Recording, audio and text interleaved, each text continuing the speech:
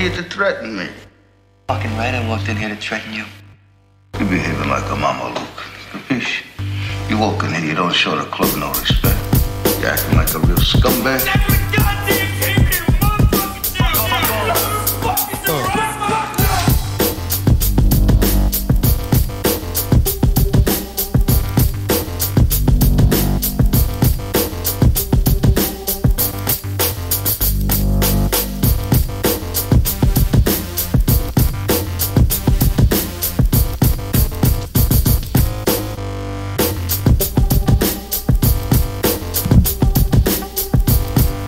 All right. Welcome everybody to another BDA Boxing podcast, broadcasting to you live from the true north. This is your friend, Mr. BDA. Mr. King Bucho, the king, is MIA right now. He might join us later, I don't know. But for the moment, he ain't here.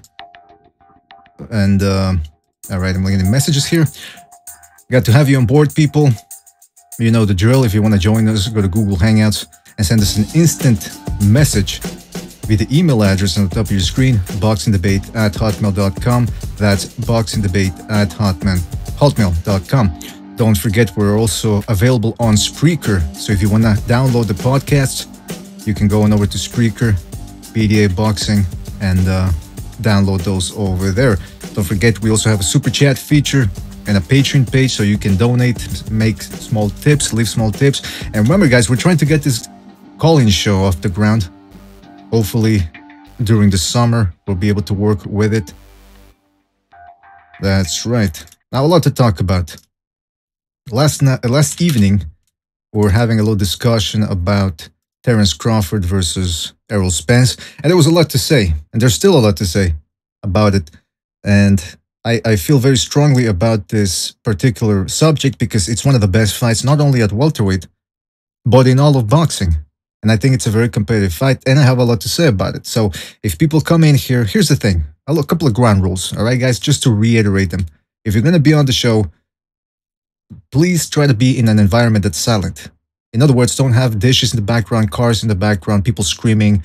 Don't be eating, munching on the mic. Don't be pleasuring yourself while you're talking. Just like keep it professional, all right? I know it's not a radio show per se, but we are trying to make it as professional as possible. Also, don't talk over each other. Don't scream over each other.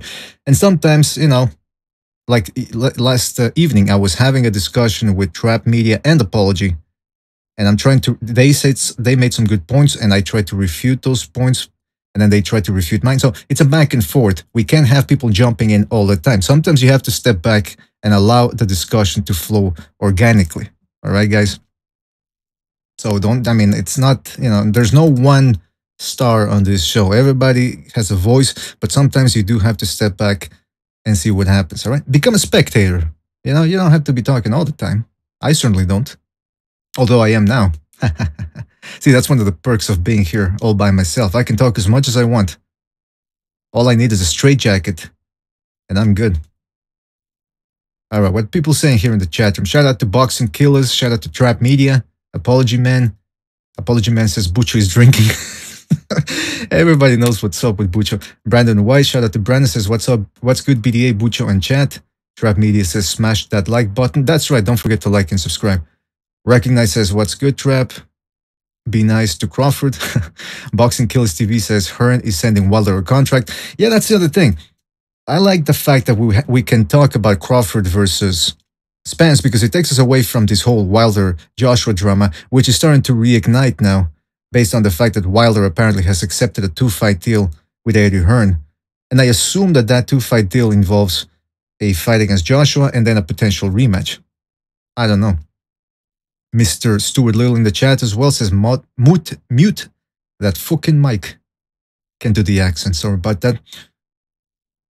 Double A. Shout out to Double A. Boxing Killers TV. Glenn Rodwell. It's okay, Bucho, he says, I'm drinking too. Well, there you go. It's summer. Make a party out of it. Why not? All right. Bucho's told me on the chat that he's going to be sending the links.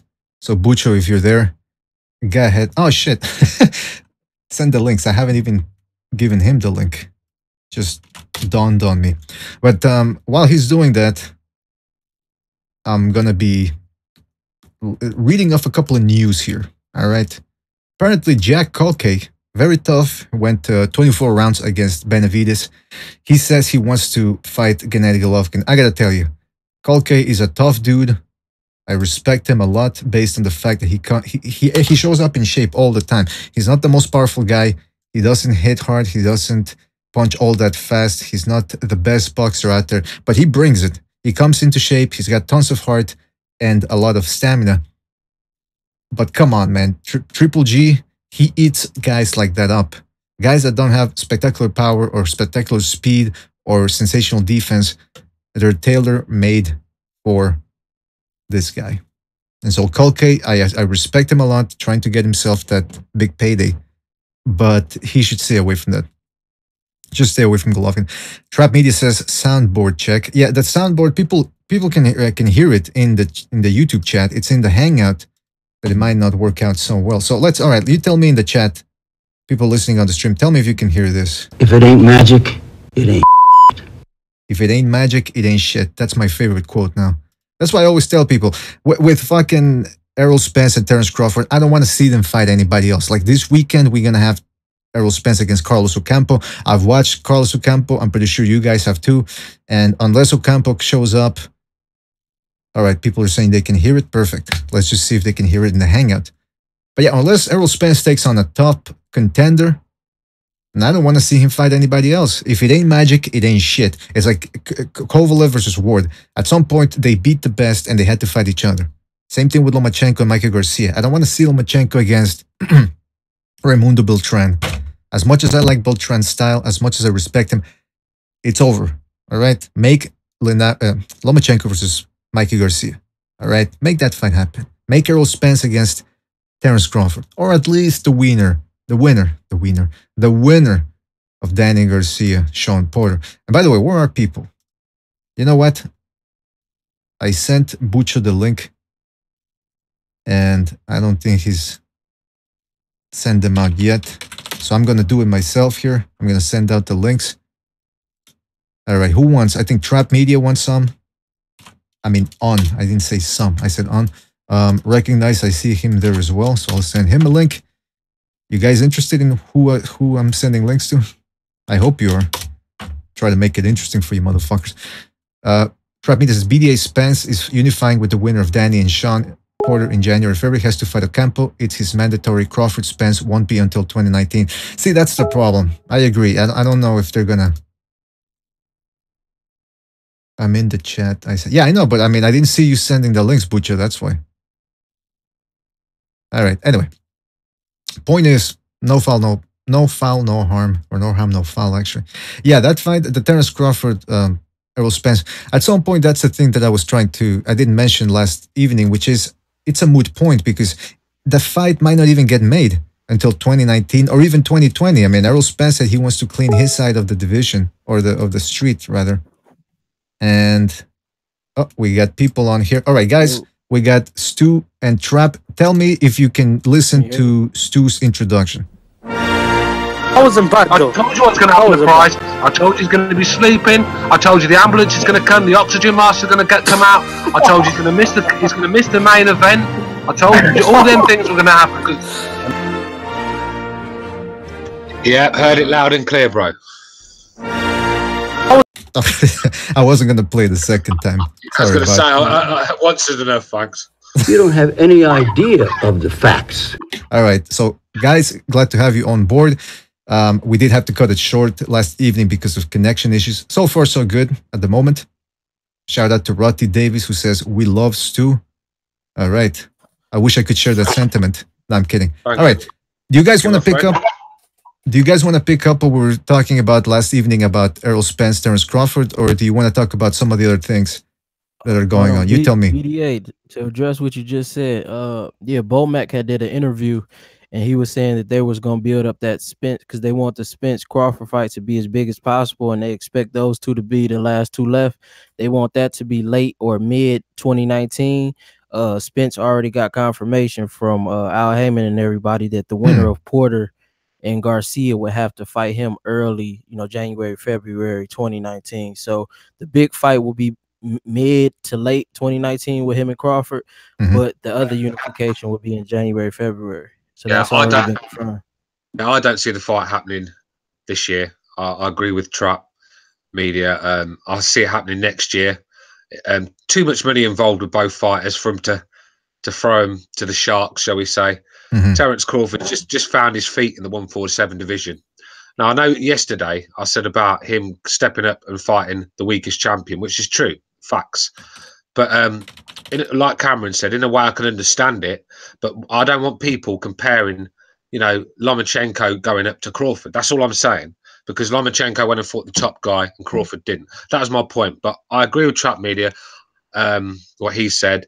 I think it's best if the fight basically marinates for a while, because Crawford's new to the division and Spence has got a...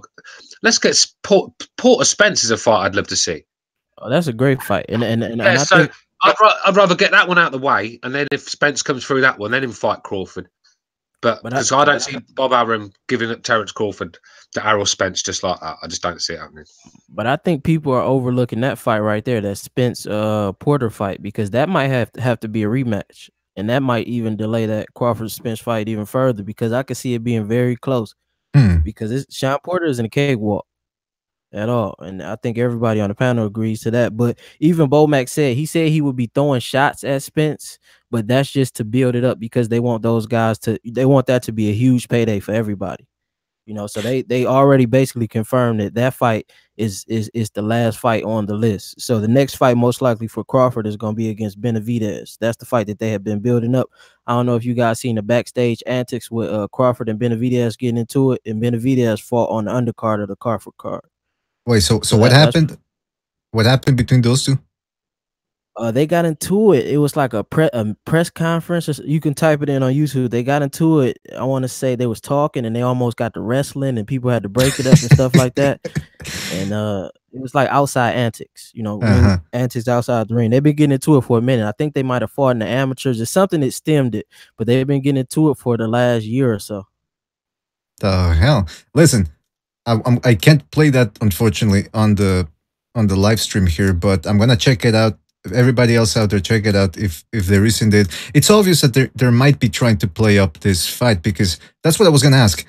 We know that the fight between like Errol Spence, after he gets his business done, he's gonna take on the winner of Sean Porter versus Garcia. Apparently, that's, like you guys are saying, that's been established.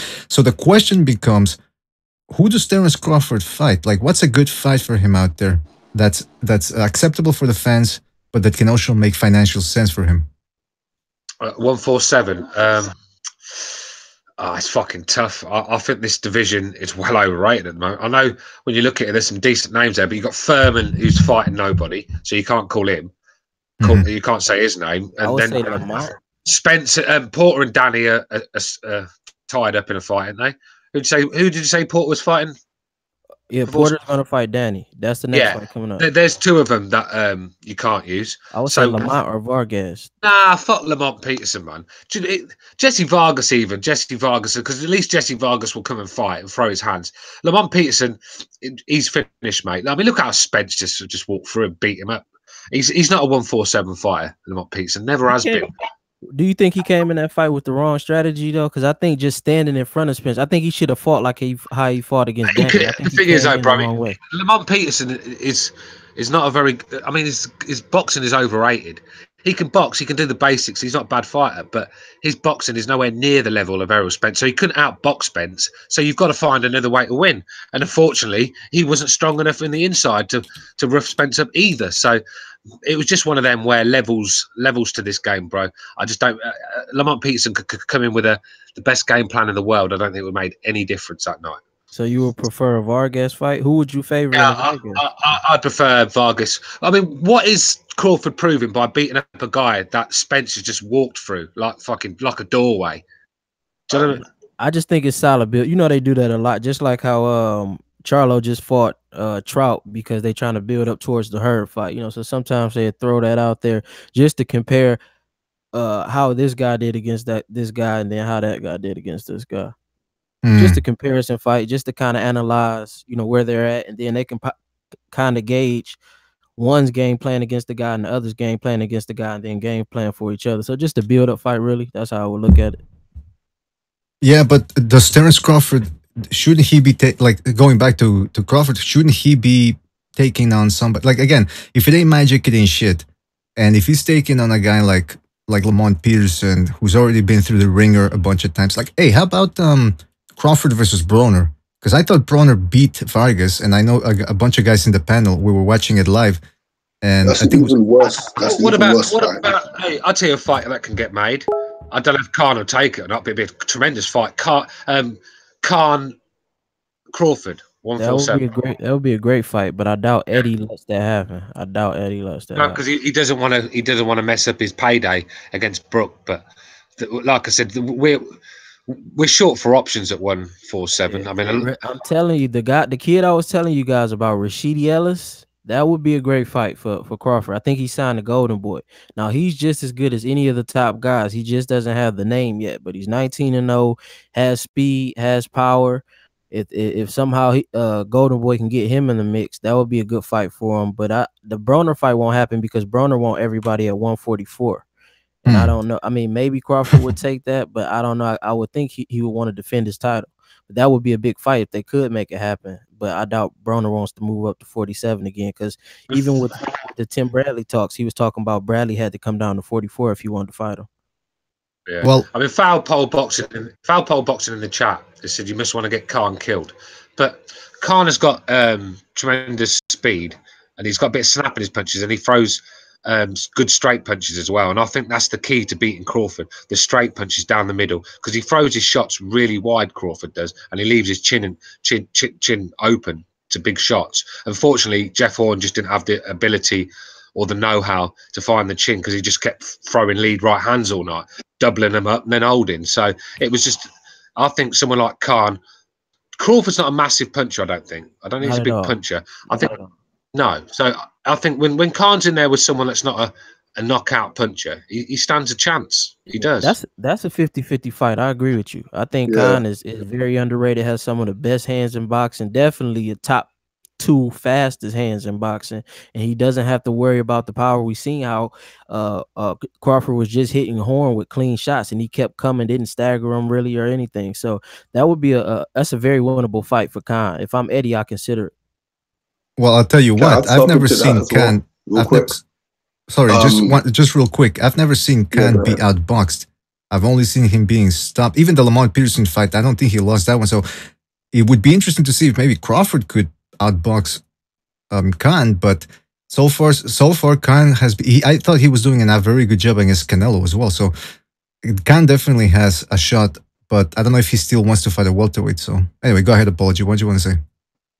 It depends on Khan's strategy. If he just comes in and throws hands and tries to be the aggressor, Crawford will pick him apart.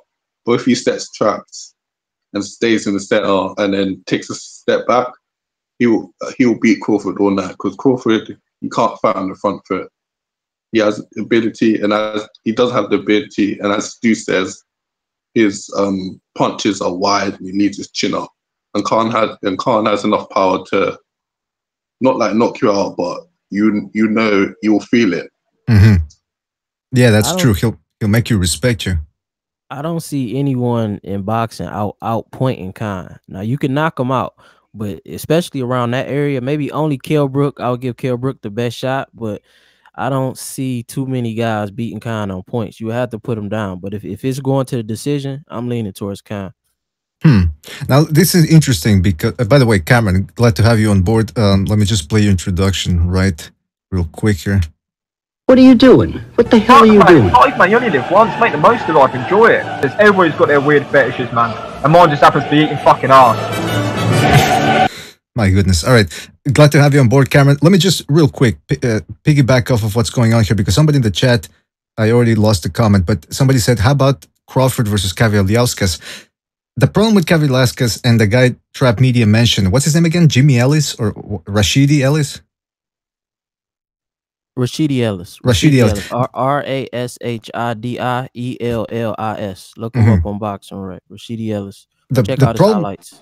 The problem with those guys is that if Crawford does fight either of them, people are gonna go, well, who were they? Blah blah blah. And if they're good and they end up giving Crawford a tough fight, that reduces his pound for pound standing. So it's a bit of a lose-lose situation. But the problem with Crawford is he might not have a choice. He'll probably have to fight whoever they bring up because again, he's probably gonna fight this Benavidez kid next. And by the way, Benavidez, this is the same Benavidez that lost to, or should have lost to, Miguel Herrera, right? I mean, not Miguel Herrera, but Herrera, the guy who keeps giving everybody tough and who should have gotten a win over Danny Garcia. That's the same Benavidez, right? Anybody? Yeah, it is. Yeah, it is. Yeah. Yeah, you're talking about Mauricio Herrera. Mauricio, yeah, I always call him Miguel Herrera. But, no, by the way, we got Recognize on the line as well. Don't get fooled when they tell you that the crime rate is down in New York. Every time I watch the local news, they're always talking about, well, there was a stabbing here, there was a stabbing there, there was a shooting there, but the crime is down. Yeah, so like I'm saying, by the way, Recognize, thanks for being on.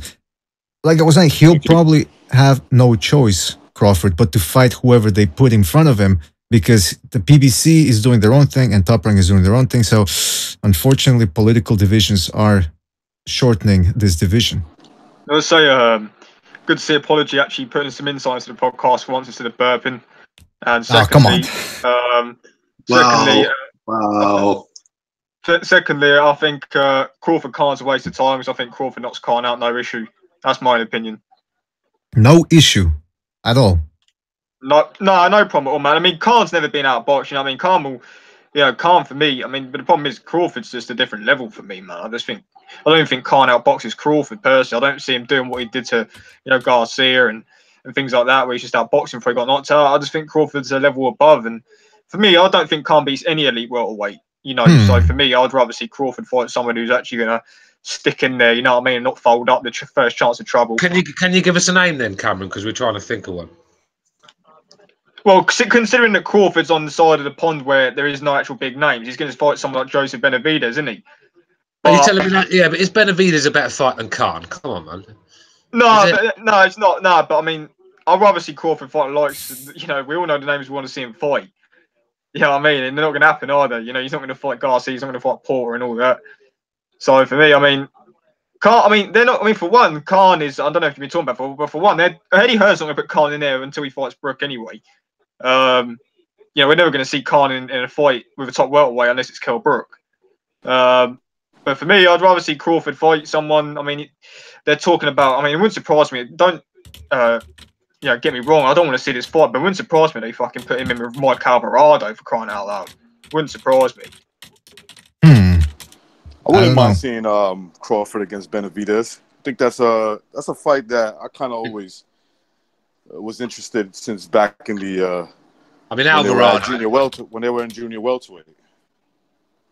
Alvarado.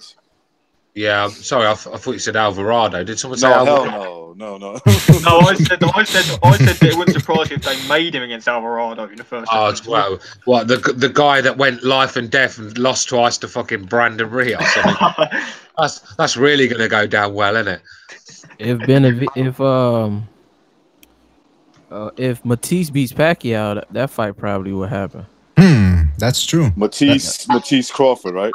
Yeah, Matias Crawford. Pacquiao's not going to fight him, but Matias probably that fight could happen. Pacquiao already said there's no way he's fighting him.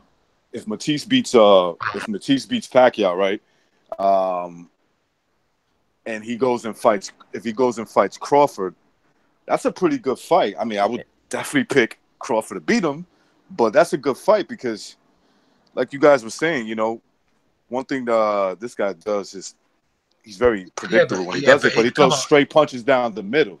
Yeah, he throws power punches down the middle. That's that, and I think that's going to be the key eventually if Crawford ever gets beat, which I think he will. But I said exactly the same down the middle. I said exactly the same, bro. I agree. The straight punches and someone with a Kell Brook straight right is knocking Crawford out cold. I'm telling you, he's going to get caught one of these days. He's a very good fighter. Don't get me wrong, but he throws really wide punches and he's open for them straight punches. I can see why Horn was using the right hand, but he wasn't using it effectively. He was lunging in, leading with it, lunging in, and then was doubling it up sort of thing. But the second right hand's never, when you're doubling up a lead right hand, it's never going to have any power in it because you can't get your balance right. So it weren't the right strategy for me. But I agree. I think straight punches are going to be the key to beating Crawford. With Matias, I mean, do we really want to see Matias in there with him? I mean, the guy made Danny Garcia look like Pernell Whitaker, for fuck's sake. Yeah, man. I agree with that, man. Solid fight. I agree with what Stu's saying about Matias. I don't want to see that fight. I don't think he beats Pacquiao anyway, unless Pacquiao's completely shot. But for me, I think Matias would just be a punching bag for Crawford. I mean, Matias shot as well. I mean, you saw what happened. You know, you saw in his last fight against a Thai, Karam. He didn't look anything like he used to be. You know what I mean? Matias shot, man. I mean, he's just got the power. Yeah, he does look like. You need more than power to beat someone like Terence Crawford. You know what I mean? Yeah, I was to say something. The fight's going to be boring as well. Crawford's just going to run for 12 rounds. See, I think Cal Brook has got the style to beat Crawford, but he just can't make 147. Yeah, I agree. I agree. I think Brook will give him hell. I agree with that. Benavidez is tall enough, man. He's tall enough. Benavidez is a scrub, bro. Yeah, but there's things that I could look. I don't think it'll work out for him, right? I don't think he's that bad, but I'll just say that I don't think it's going to work out for him. You know, these boxing matchmakers, they know what they're doing, man. They learn from the past. They learn from past mistakes of guys like Sugar Shane Mosley, and you know, just to name a few. But that Benavidez does have that style that kind of reminds me of Vernon Forrest. Just not as technical, just in terms of his height. He might have the right attitude also to like just go in there and say, I don't give a fuck who this guy is, and give him a good fight. Yeah. End up, you never know, end up pulling it off and beating him like a guy like Vernon Forrest does. So I am interested in that fight happening.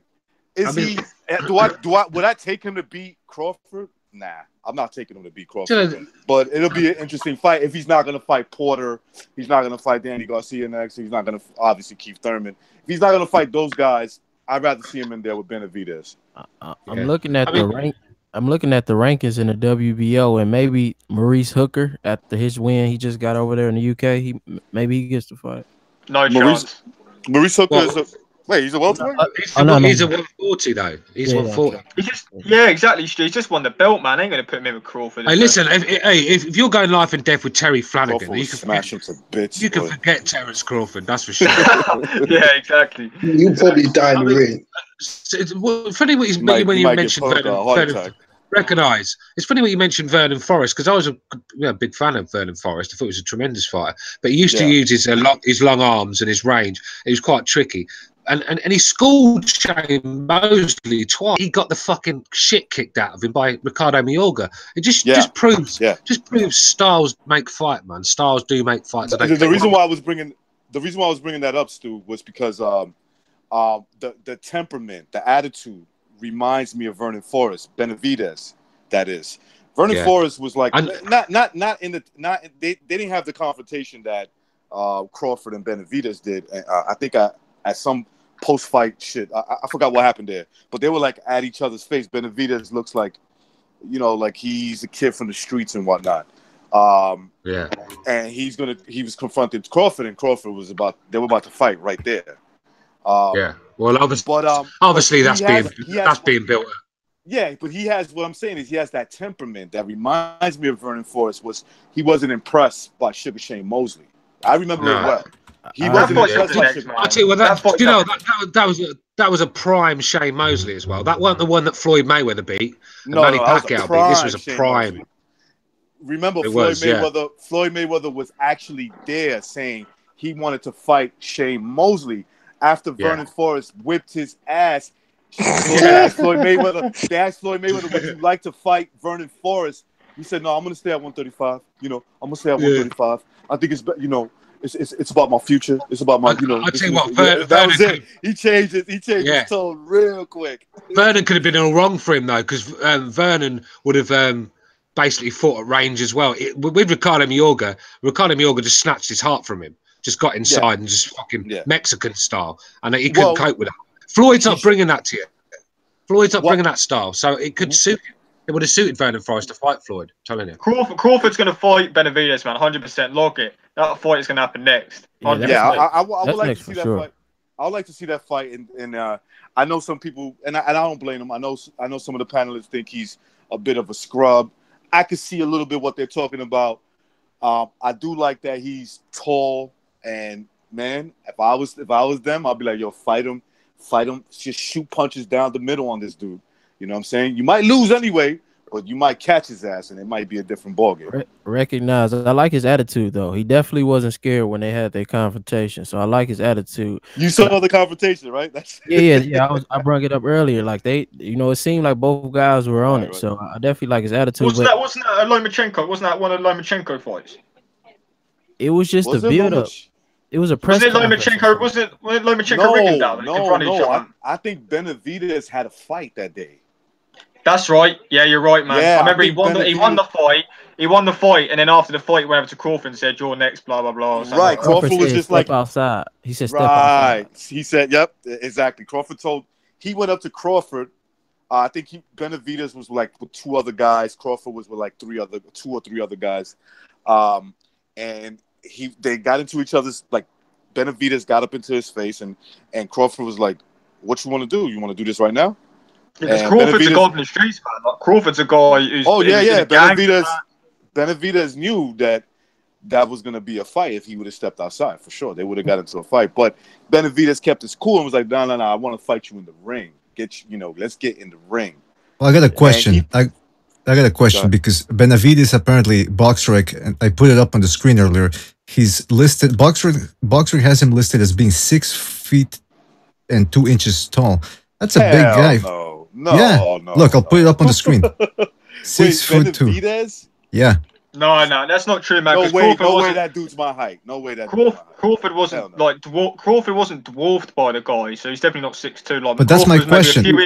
But that's my point. That's my point, Cameron. I think Terence Crawford had his platform shoes on, the same platform sneakers that he had in the press conference. Maybe that's what. The ones Floyd wore against Conor, innit? Them ones. Yeah. And the ones Klitschko wore Fury, man. The ones Pacquiao wore against De La Hoya, too. The worst ones when he's at press conference of Fury, man. Klitschko's fucking platforms, man. Yeah, Klitschko was wearing Herman the Monster shoes, weren't he? Is he related? Benavidez, his brother's up at super middleweight, right? David Benavidez, yeah. Like, now he's 6'2". Now that boy looks like he's 6'2". Yeah, super middleweight. I believe. I think they've got it mixed up. I think they got it mixed up. Now he looks like he's legitimately 6'2". Benavidez looks about 5'11". I'm gonna say, what's Crawford? 5'9"? Is he 5'9", 5'8"? Crawford? Someone says 5'10" in the chat. Okay, so Crawford's 5'9", right? So I'm gonna say, from that confrontation, from what I saw, it looked like Benavidez might have had him by 2 inches, 2 or 3 inches at most. So whatever Crawford is, he's about 2 or 3 inches taller. I don't think he's 6'2", though. No way. All right, so here I'm putting up a picture here of Jose Benavidez standing next to Lucas Matisse. Matisse, he's okay. Let's look it up on BoxRec, but it seems to me like Matisse is what 6 foot 8, 5'8". I mean, should say not 6 foot. 5'6". 5'6".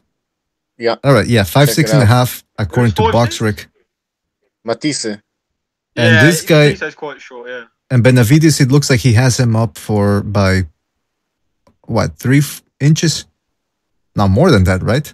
I know the picture doesn't really quite.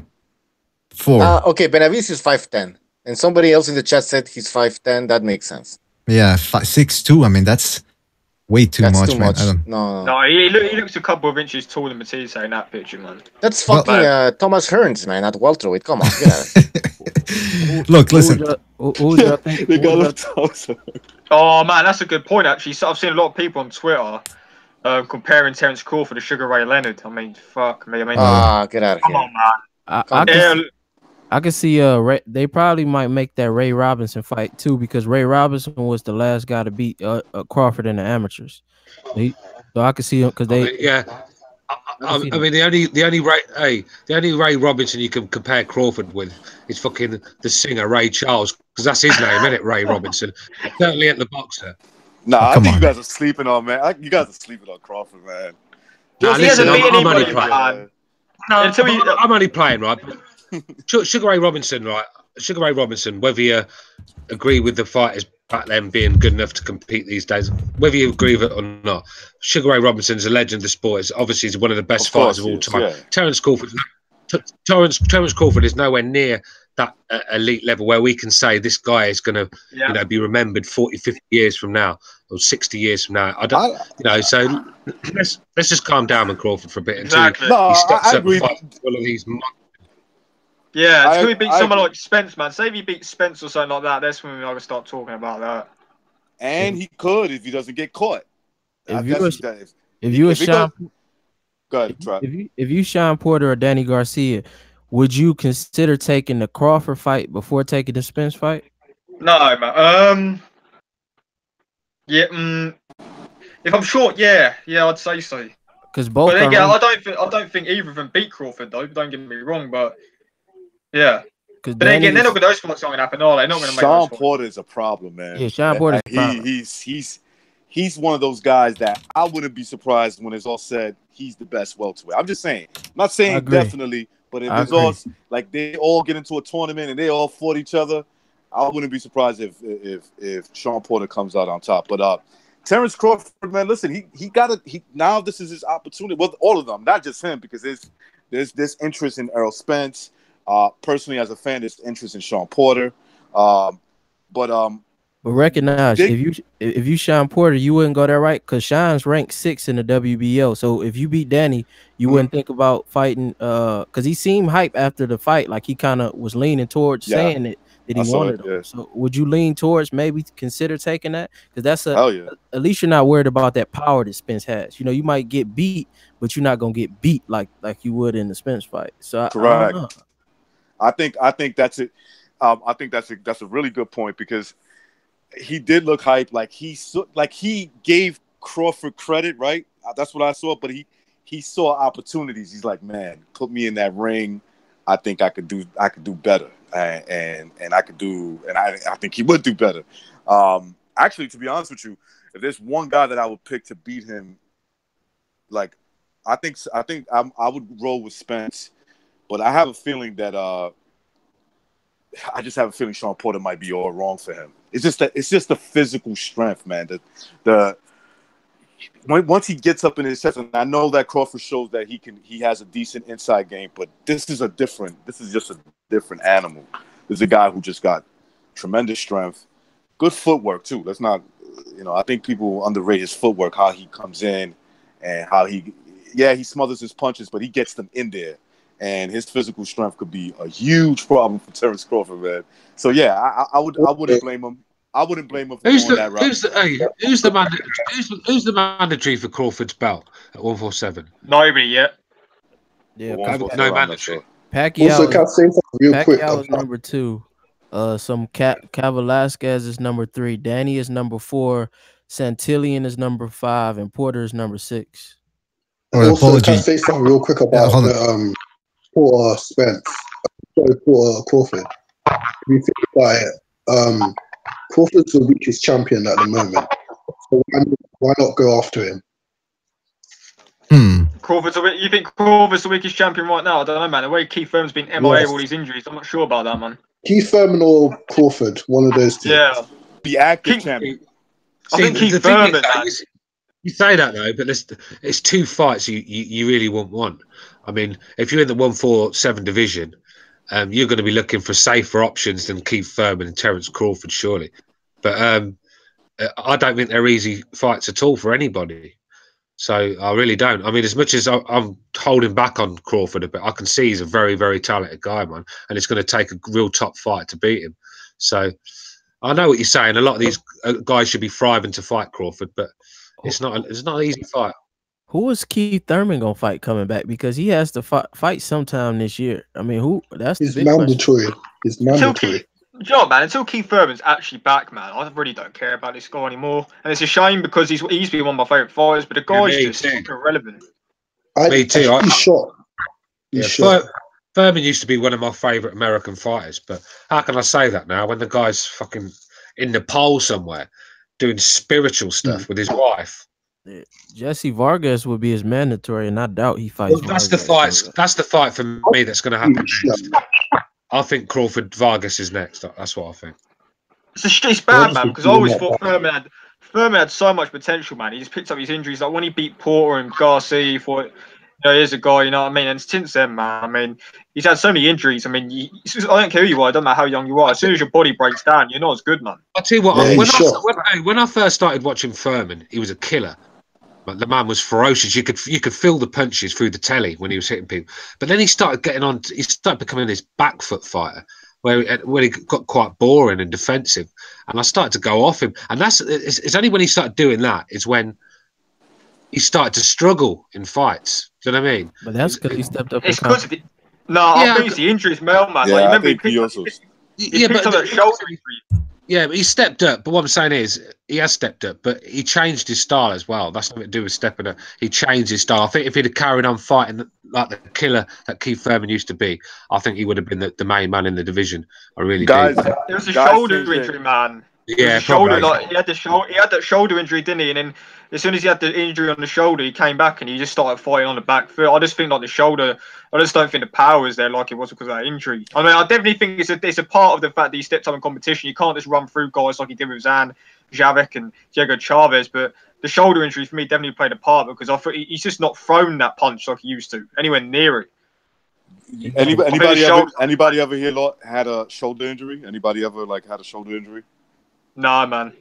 You lose that confidence in that. Not 100%, not 100%, but you lose that confidence when you can just fucking just throw everything without even caring about how the punch is gonna land. Is it gonna fuck up your shoulder? You don't even think about it, and that's something that I've seen from Keith Thurman. So he started fighting on the back foot. I guess he's always been an elusive guy, right? Like he can fight off the back foot and he can do a lot of that stuff. But the problem with Keith Thurman is that I think he has a lot of that on his mind, the shoulder injury, and he wears out in a lot of fights. I know a lot of people thought that he beat Danny Garcia. I personally, look, that's fine because the fight was close. Clearly. I thought Garcia beat him, and this is my opinion. I thought Garcia beat him. I thought. Wait. Listen, I understand, and I'm in the minority in this. I'm definitely I saw him fade in the second half of the fight. He started to fade because he was fighting too much off on the back foot. He's worried about throwing. Oh man, he got dropped off. Yeah. All right, so we'll keep going with what he was saying. Another thing. I just want to say another thing on the thing about Thurman. You got to remember, this is a guy who, when he was fighting, when he was coming through the ranks, Thurman, he was very, very aggressive. Like Stu said, he was knocking everybody out. But at the same time, Thurman was getting tagged. Like he was getting hurt himself. Chavez hurt him. Collazo hit him. So for me, I think that played a part. I mean, you can't if Thurman kept fighting like that. If Thurman kept fighting like he was doing. When he was getting tabbed by Chavez and Collazo, obviously, if he kept doing that at top level against Garcia and Poirier, he was going to get knocked out. So I think that plays a part in it as well, why he started changing style. Recognize. What were you saying? Yeah, sorry about that. I kept talking. I didn't realize I was disconnected and shit. My whole thing is this. Whether you agree he won that fight or not, it's not the real point that I'm trying to get to. What I notice is that he wears out as the fight goes along, and I don't think it's physical, but it's more mental. It's a mental thing when you don't have the confidence you used to have in your punching power because of a shoulder injury, and he allows guys to get back into the fight. I think if he doesn't get into a bad shoulder injury that he suffered, I guess early in his career, if he doesn't have that happen to him, man, he might have dropped Porter with some of the shots he was catching him with. He did. I thought Porter won the fight, but he was catching Porter with some good punches. Yeah, he got a gift against Porter. Porter got a beard though. He's just strong, beard, everything. He's got the beard. He's got the traps. He's got the chest. He's got everything that might be too strong for the welterweight division. But every style that you put in front of Sean Porter, he finds a way to nullify it, doesn't he? Yeah, he's fucking strong, man. He's a bull. Yeah. he might be one of the strongest welterweights I've ever seen. Like, honestly, I'm not talking about punching power. I'm talking about just strength. He might be the strongest welterweight I've ever seen. Can you believe he managed to get down? He managed to get below. You say that though. You say that, but against Cal Brook, Cal Brook was a stronger guy in there. Cal Brook was walking him back in the hold, controlling the clinches. I thought Cal Brook is a very good fighter, man. He's improved since then, though. He's got a lot better since that fight.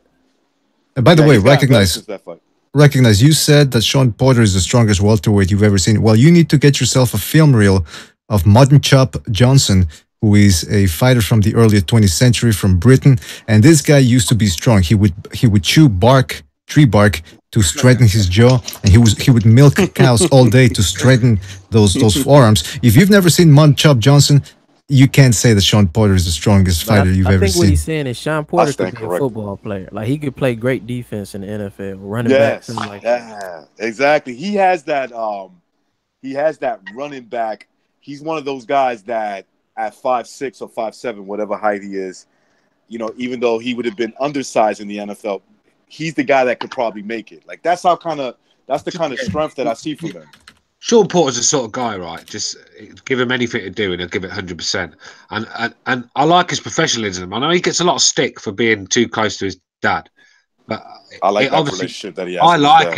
I like it, bro. The respect he's got for his dad, and I think that's one of the reasons why he continues to produce the goods, because this guy is a dedicated fighter. He's living the right way. I mean, his dad's controlling his life basically for him, but for the good. Sean Porter will have plenty of time to party when his boxing career is over. Sean Porter is the kind of example that I would point a lot of young kids and say, this is what having your father in your life could do for you. Yeah, like that's the kind of that's why I like Sean Porter and his father. Sean Porter is one of the most likable guys in boxing, isn't he? Let's be real. And he'll fight anybody. Like that's what we care.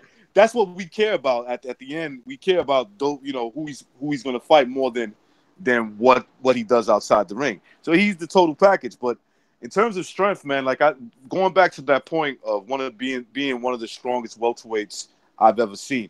I mean, in that pure physical sense, like just coming at you, and you add the physical strength that he comes in with and his punches. He's up there, man. I can't really say. You want to say Shane Mosley? I don't know. I don't think Shane Mosley was stronger than him physically. His strength is in his prime. Like he grabs guys. They try to get off the rope, and he grabs you and puts you right back in that center. That's what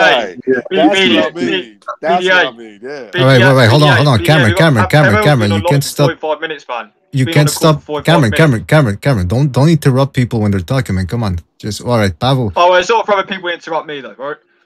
Yeah, it is. Come on now. No, ain't, man. Come on now. Hey, listen. So if they're interrupting you, that it's irrelevant because you're interrupting them. I mean, it's not right. Of course, if people interrupt me, I'm going to interrupt them. All right, so you interrupted because you wanted to say what? That Pavel is in the house? Well, of course, man. People want to interrupt me to talk shit, so I'll do the same.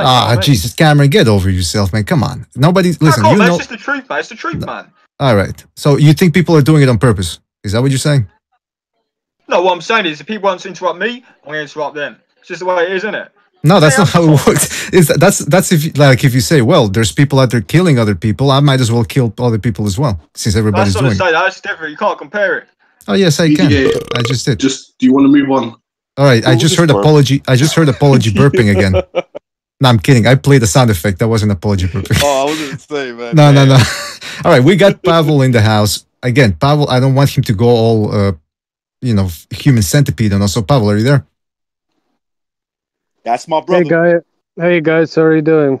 My brother, what's up? Pavel, what's going on? Pretty good. Just had a little nap, guys. For how long did you have a stream up? Well, it says 52 minutes so far. Oh, not a tragic. Well, were you sleeping? You said, or? Yeah, a little bit. All right. Listen, I don't know. If you guys want to join us, send us an invitation, so we send you the link. Otherwise, I don't know. I can't do two things at the same time. I mean, I can, but I'm going to lose some of that effervescence that my voice and my dialogue has. By the way, Cameron, are you still there? Yeah, mate, yeah. All right, yeah. Just wanted to finish off what we were talking about, the interruption. Yeah, I mean, I now understand that sometimes people jump all over each. I mean, Apology Man is the one that has I think he has a bad connection himself, and people talk all over him all the time. Man, the amount of times I've been on this show, man, and I've not been able to get a fucking word in. So I've got to force my way into these conversations. That's the way it is. All right, but that doesn't mean. I mean, listen, just to say that Pavel was here, that's what you wanted to interrupt. I mean, it wasn't interrupted, you know what I mean? I started saying something, people started saying something, so I raised my voice. All right, no big deal then. But it sounds to me like you've had this, it's been brewing inside you for a while now. Is that fair to say? No, man, no, man. I mean, this is just a bit of fun, you know what I mean? I'm just saying, you know what I mean? If people interrupt me, then what? Am I supposed to just sit here? Nah, I interrupt them back, man. I thought you said, I'm alright, Spider. What? It's a little Goodfellas reference. Don't worry about it. All right, listen. Apology, you want to say something, or did I mishear you? Misheard you? I just said move on. That's the other thing that irks me about. Can I just say that's move on? Apologies, the director. Really, he don't say anything. Just when he wants the topic to move on, just comes in. Move on, then. You know. He's the architect. He's the architect in the Matrix. You know, he thinks he controls everything. Apology, the director. That's what he is. That's right. Apology. How about you move on? Can you do that? How about you move on? All right, now now he doesn't want to move on. All right, listen, I wanted to recognize something, because we were talking about Benavidez and that altercation with Terence Crawford. Recognize, I gotta ask you something. You've been around the block a couple of times. You remember you were talking about 2003 earlier when Zab Judah got into an altercation with DeMarcus Corley. I think it was in a club or outside a club, I forget exactly, and he socked Corley in the face, and Corley didn't fight back. Now, back in those days, a lot of people made a big deal out of the fact that Corley didn't fight back. And indeed, when they fought in the ring, Corley seemed very hesitant. Do you think outside altercations can give you an indication of what's going to happen inside the ring, or is that a very loose outlier? Well, sometimes. People fell off again. All right, I want to reiterate the question. Okay, what's the question? I just asked the question. Sorry about that. Can you hear me? Yeah, we can hear you. I'm sorry. I dropped off by, I don't know what I did. But anyway, so to your point, sometimes that could be an indicator. Look, the situation with Zab Judah and Chop Chop, right? From the way I understand it, that happened in Brooklyn. Chop Chop is not from there.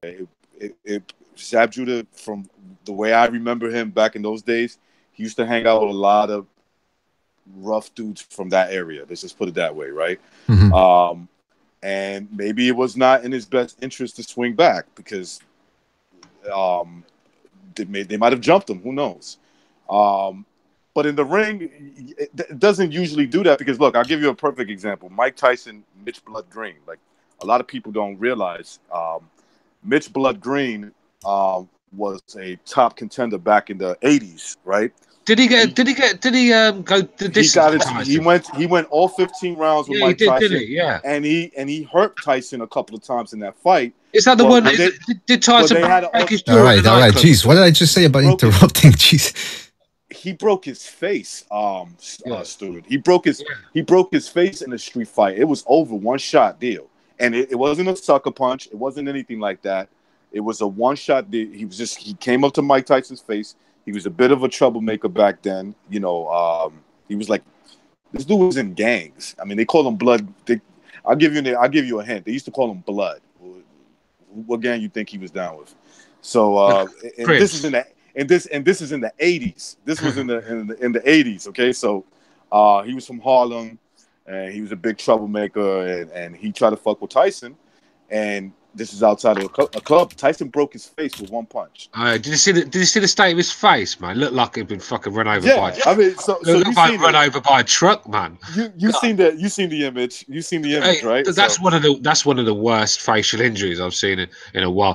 Tyson must have caught him clean on the fucking in the face, man. But like I said, he went the distance. I mean, they had a lot of beef, and I think that's probably why he did go the distance, because Tyson was that keen to get the guy out of there. He probably went off his game plan and, you know, was forcing the work, and Mitch Green managed to last like 15 rounds. Do you know what I mean? I think they said that fight happened outside of Dapper Dan's. It could have been in Harlem. In Harlem. The funny thing was that you got Mike Tyson, who's the Brooklyn cat, right? And you got the Harlem kid in Harlem. He got knocked the fuck out in Harlem. But Mike used to run with a lot of tough guys out there too. Oh yeah, of course. Yeah. He used to hang out with like some pretty tough dudes in Brooklyn. So yeah, I mean it was like a little altercation that they had before the fight, before they fought in the ring. After it carried over. So to your point, to like a street fight, man, is totally different. You block different in a street fight. You don't block the same way you would do in a boxing fight. You'd be crazy. You don't ever use your hands to to block your face because you'll get your hands broken. And you barely ever see body shots. Right. You barely see. That's true. You barely see body shots. All right. So let me ask you this then, reverse. If you, let's say Deontay Wilder and Joshua go face to face or something, and let's say it's Deontay Wilder that hits Joshua, and Joshua doesn't even try to fight back. He just stands there looking at him. Is that going to be an indication to you that, all right, I think Deontay Wilder is going to probably have more heart in the ring, or you think that's irrelevant? No, that's irrelevant. That's irrelevant. All right. Yeah, I think that it depends on Anthony Joshua, the type of man he is. But yeah, in terms of the fight, the technical ability in the fight, I think that's irrelevant to me. Yeah, it is irrelevant. Yeah, I mean, look, David Haye, he had Derek Chisora come at him like a fucking bull in a china shop, didn't he? And in the press conference, he glassed him. He glassed him, didn't he? But then when David Haye gets in the ring against a fight like Klitschko, he fights like a coward. So it's irrelevant, and it's what's in the guy. It's what's in the guy, man. David Haye just didn't have it in him. That's why boxing's not really a martial. It's not really a martial arts because there's no way to defend yourself in a street fight with boxing technique. Yeah. It's more of a martial art when it comes to offense. You know what I'm saying? Like, I think wrestling's a very good thing to take in a street fight. Oh yeah, because absolutely. If you used to be anti-wrestling, now I'm all for it. Yeah. I tell you what, I wouldn't want to fight. What's up, guys? I wouldn't want to fight. God. All right, listen, guys, please. We gotta do something here. Again, I'm sorry, I'm laying it all out here today, but it's wait until people pause and then I'll introduce you. Yes, last evening I fucked up with Pavel, but that was because I had a bunch of things going at the same time. Don't just barge in and hey everybody, how you doing? And by the way, Boxing Style, I got an introduction for you. Is that a good one or? I'm just kidding around. Fucking button, man. All right, Boxing Style, good to have you. What is this, man? What is this? Hey, if I don't say shit, it's gonna be like Pavel, like 45 minutes of nothing. Like I fucked up with Pavel last evening. It doesn't happen all the time, but you guys gotta keep in mind if we're having a good conversation, it's gonna seem inorganic if I just stop everything. And then I just go, oh, by the way, we have this person in the chat. I mean, sometimes I do it, sometimes I don't. But it really, at the beginning of the podcast, I'll do it. But once we're into it, it's kind of hard to stop everything cold and just go, oh, by the way, we got Boxing Style, we got Cameron, we got Apology. You know what I mean? So, listen, give me a little bit of leeway here. And Buchu as well. Give us a little bit of leeway here. We're trying to do the best we can. But yeah, Boxing Style, good to have you on board. And, man, what were we saying? We were talking about street fights. Martial arts, yes, wrestling. I was talking about wrestling. I was just saying I wouldn't want to fight a wrestler in the street because once he grabs hold of you, you're fucked. If you don't know how to wrestle or got no ground game, you're fucked. He's just going to manhandle you and beat you up. So that's one good thing. That's one good thing about the UK. There's not many wrestlers over here. So when you get in a fight over here, you're just throwing your hands. But in America, you pick a fight with some guy. Next minute, you're getting slammed on your back and fucking elbowed in your face. Do you know what I mean? Mm-hmm. Yeah, but takedowns on the pavement, they're not really that effective. I mean, they're kind of dangerous, though. You're fighting on pavement, and then you take somebody down, your head hits a fucking wall, man. Yeah, exactly, you crack your head open. I watch some of the fights on YouTube, and some of these guys are picking these guys up, power slamming them on pavements on their fucking head and everything. Yeah, man. Listen, man, I worked as a bouncer in clubs in New York for a little while, and dude, I've seen guys pick I've seen dudes pick other guys up and just smash them. I'm like, oh man, I know something bad just happened there. All right, that sounded kind of gay. I've seen guys pick up other guys and smash them. Like, what the fuck are you saying, man? Yeah, why do you always have to make it gay, BJ? What's that? Why do you have to make it gay? Let me tell you guys something. BDA, you have a dirty mind, BDA. You said it. I didn't say it. You said it. BDA has homosexual tendencies, don't you? Yeah, no, I don't. No, I don't. I don't even know what that means. Let me tell you guys something. All forms of contact, anything that involves fighting, is a martial art of some sort, of some way. Boxing is a martial art, even though they don't call it a martial art. It's still a martial art. I agree. Boxing style. Will you consider that a formal way to defend yourself? I mean, you can't use like one style in every single fight. I mean, actually, wrestling could work, but still, like, depending on your situation, there's many different styles of fighting you could use. I mean, it's not like you're not supposed to punch at all in a street fight. You know? You get the picture. Punch. You could definitely punch. Yeah, I mean, every form of fighting is a martial art, bro. Every single form. I mean, like Aikido, for example, like that shit that what's his name does, Steven Seagal. Yeah, that's a form of martial art that involves taking the weapon out of somebody's hand, making sure that, and avoiding getting hit by that person. But I mean, in certain situations that could be good, but other situations it might not be good. You know, it varies. It's still a martial art. I would say most boxing coaches don't like Ali's style because they say it's so unorthodox, but it would translate better in a street environment. You know how he weaves, and they don't want you to move back. That's the truth. That's more so what you That's see the in truth. the streets. Ali If you can somehow use that to go back and forth quick in a street fight, you could definitely be super effective. Like the one thing that a boxer would enjoy in a street fight, this is the one thing he'll enjoy, is when you go toe to toe. A lot of fighters like to go to in a street fight. The speed and the accuracy of throwing off his punches. The boxer definitely has the advantage. The problem that I have with boxing that I realize in a street fight are the blocking techniques. What I mean by the blocking techniques is how you would block in a boxing fight. Two men using gloves. When you get too accustomed to that, I remember when I was boxing, and I had a habit of doing that, like in a street fight. And some guys that were older than me, like my brothers, are like, dude, you're fighting like you're fighting.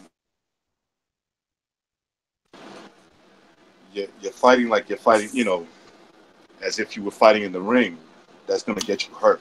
As if you got gloves. Yeah, I got you, man. But not all fighters are the same. Like, what's his name? Prince Nassim was more of a dodge, weave than put up a guard. Sean Porter style. Yeah, that's why I said I agree. I agree with Trap that he said it. The Muhammad Ali reference, I believe he made. He said the Muhammad Ali reference. Yeah, Ali. The only thing I would add to that is if you can use that same style, but to go backwards quickly and come back forward, that would be definitely more effective in the street. The thing with a boxer, if you're throwing hands with a boxer in the street, these guys are fit. They can fight for 36 minutes. You fight in the street after 2 or 3 minutes, you're blowing, aren't you? When you're throwing your hands. Yeah, fights don't usually last that long though. No, I've seen fight. Trust me, mate. I come from a gypsy background, mate. I've seen fights go on for 2 hours. So, like in the inner cities, when you see a street fight, it don't usually last 2 minutes. It's usually like 60 seconds. Somebody get knocked out. Only because one of them can't fight. But when you get two guys that can fight, I've seen fights that have gone on for ages where they get too boring because they've got no sting left in their shots or anything. So yeah, it depends who the opponent. If you got one guy that can fight and someone that can't, then it's going to be over quick, isn't it? I don't mean you can't fight. You might just can't take a punch, or that guy might hit way harder than you. Yeah. Well, you also have to take into consideration. My point is, if you go to a pub, right, the likelihood is the guy you're getting in a fight with, right, he's not going to be able to. He's not a boxer. He's not going to be able to go 36 minutes. But if it's going to be over quickly because you're both going to get tired. But if you fight a guy who's a boxer who trains every day, these guys they can fight forever. And so you could get a couple of good licks in, and before you know it, you're blowing, and he's still fresh. You're in trouble, aren't you? That's the problem with fighting a boxer on the streets, man. Fitness always comes in. The other point to make about boxers, that. My bad, BDA. Not just boxers, but wrestlers too. Wrestlers are the same. We just spoke about wrestling. We just mentioned that. Well, go ahead. The point that I wanted to make was that these jippos, as Stu called them, he called them jippos. I heard that, so I'm not saying it. I'm just repeating what he said. No, they are jippos. All right, yeah, but the point is, these guys actually. These guys actually. My mum's a gypsy, and I was from an Irish gypsy background. My dad right, isn't. so I've never lived in a caravan in my life, but I've got a lot of cousins, and I've seen a lot of bare knuckle fights, and I've seen some real. What I wanted to say about that is that these guys they're actually in pretty good shape. That's why they can go this type, and they know how to solo fight. They know how to clinch. Them boys train hard, bro. They do. I was going to say gypsies and Irish, they're thugs, man. So I just had to say that. Yeah, but you have a stamina issue if you fight in any athlete, especially like a football player. Hey, listen. Hey, hold on, guys. I don't care. Sorry, guys. I'm English, Trap bro. was saying something. Come on, Trap was saying. English. I'll be carrying my England flag at the World Cup. Don't you worry. My England shirt will be coming out. There's no St. Paddy's Day around here, mate. No. All right, Trap. What were you saying? I was saying you would have just as much of a stamina issue fighting almost any athlete who's really serious about their sport. Like if you fought a football player, I mean, they're going to have, some type of advantage because they're running all practice and lifting weights and all that type of stuff. So if you fight any athlete, stamina could be an issue. But if you hit hard, you ain't really got to worry about that because you're putting everybody down pretty quick anyway. So you can have all the stamina you want, but if you can't take this punch, it's a wrap. Fight, be as fast as you want to be, have as much stamina as you want, but Triple G hit you in the street, lights out. Yeah, that's true. That's why I work out every day. Yeah, in case you run into Miguel Cotto again, right? Exactly, man. Round two. And by the way, I remember a conversation in the message board a long time ago, actually about 10 years ago, maybe more, where a guy who was in the Marines, I forget which branch of the military he was in, but he was saying that he could beat Joe Calzaghe in a street fight, and everybody was giving him shit for it. And he says, well, listen, all I gotta do is take him down. And people were like, yeah, but what if you can take him down? Or what if he hits you before you can even take him down? I mean, it seems like that's a good point about athletes. These guys are training all day. Now, you can train maybe 3 times a week, 4 maybe, but some of these guys are freaks, physical freaks, and they're taking on some other shit. So, yeah, you might be a better boxer, but if this guy is 200 pounds and picks you up or runs into you, I mean, it does make a difference. The thing is, BDA, you could be a good boxer, right? But in a street fight, they could just rush you. So you can get one, and if he takes a shot, he's grabbing hold of you. There's no referee to separate you and say, oh, break. He's got you then. There's nothing else. You can't throw your hands. Yeah, like Sean Porter style will correlate well in prison. So someone needs to turn their speakers down, man. Someone's got some bass line in the back. That's why when you look at the MMA fighters, I mean, there's guys that are special in a certain thing, like kickboxing or boxing, whatever. Depending on, I mean, they might have other things to their game, but when they fight somebody that's purely a wrestler, they beat them. You can't, but they're just purely a boxer or purely a kickboxer, but they manage to beat them because they knock them out or something. I mean, it varies on person to person. You can't just say, "Oh, I could take out Cotto," whatever this Marine guy BDA is talking about. You don't know that shit. You know how cookies. Oh yeah, you can't. You don't know that shit, man. You just can't tell. Exactly. I sized them up. I got them. Another thing is weight class don't matter in the streets. Nobody. You could be 160 and somebody 240 want to fight you. Ain't no turning down the fight. You don't have to take it. Look at Cotto. Like recognizes what 250 Cotto's like 165. Recognize, if you would have beaten Cotto, would you have taken his wife to your home against her will, or? Well, let me just say this. Go ahead. His wife would probably just take you willingly. Just put it this way, I think I'd rather take the wife home than the son, that's for sure. Why is it always got to go back to his son? Come on, man. God willingly. Still be taking the boy for Listen, sure. to answer BDA's question, Come on now. BDA's question, Boxing style. I think. What's wrong with you? Yeah, I know. In all honesty, if I would have touched them, I would have never made it out of that bar alive. Nah. Let's put it that way. You're that disgusting fucking cocksucker idiot son of his! All right. Listen, at least you're admitting that maybe Cotto would have had a chance.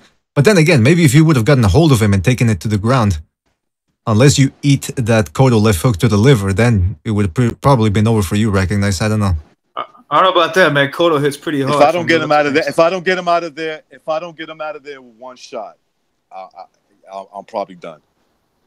I gotta just knock up. I just gotta just square him up, hit him with all my might, and make sure that he doesn't get back up. Because if he does, that's my ass. Pavel, what about you? You live in Poland. It seems to me, from what I've heard in certain parts, like all over the world, there's parts where people tend to get into more fights. Have you ever encountered some crazy, bald, tattooed Polish people over there? Or? Oh yeah, sure. People who live in Britain, they have a group. There's a certain group of people called Chavs, if I'm not mistaken, right? Mm-hmm. So we have a Polish counterpart of that. And they tend to be pretty aggressive. They usually dress in cheap Adidas tracksuits, and they have their heads shaven like a cue ball. And they like to pick on, weaker people, but they only attack in groups. And I never really hang out around those kind of folks, because I don't really need that shit. I mean, if I encounter some guy on the street, let's say one guy, and he takes a swing at me, I don't know, I just back it up a little bit and kick him in the balls. So That's so good. Oh my god, that's beautiful. I will say one thing though. In England, right, some of these Polish guys in England are fucking monsters, man. They're huge guys, man. Just avoid them. No, they are though. So, like I said, I know quite a few Polish guys. Nice guys, most of them are. And I'll tell you what, most of them are fucking big guys, man. You won't want to fight one in a fucking dark alley, that's for sure. Mm-hmm. I can just imagine Pavel like, I dare you to cross this line. As soon as he crosses right on the nuts.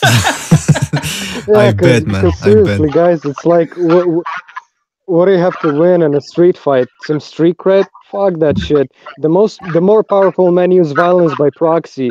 That they have other people to do their stuff for them, and that's all. There's no rules in a street fight.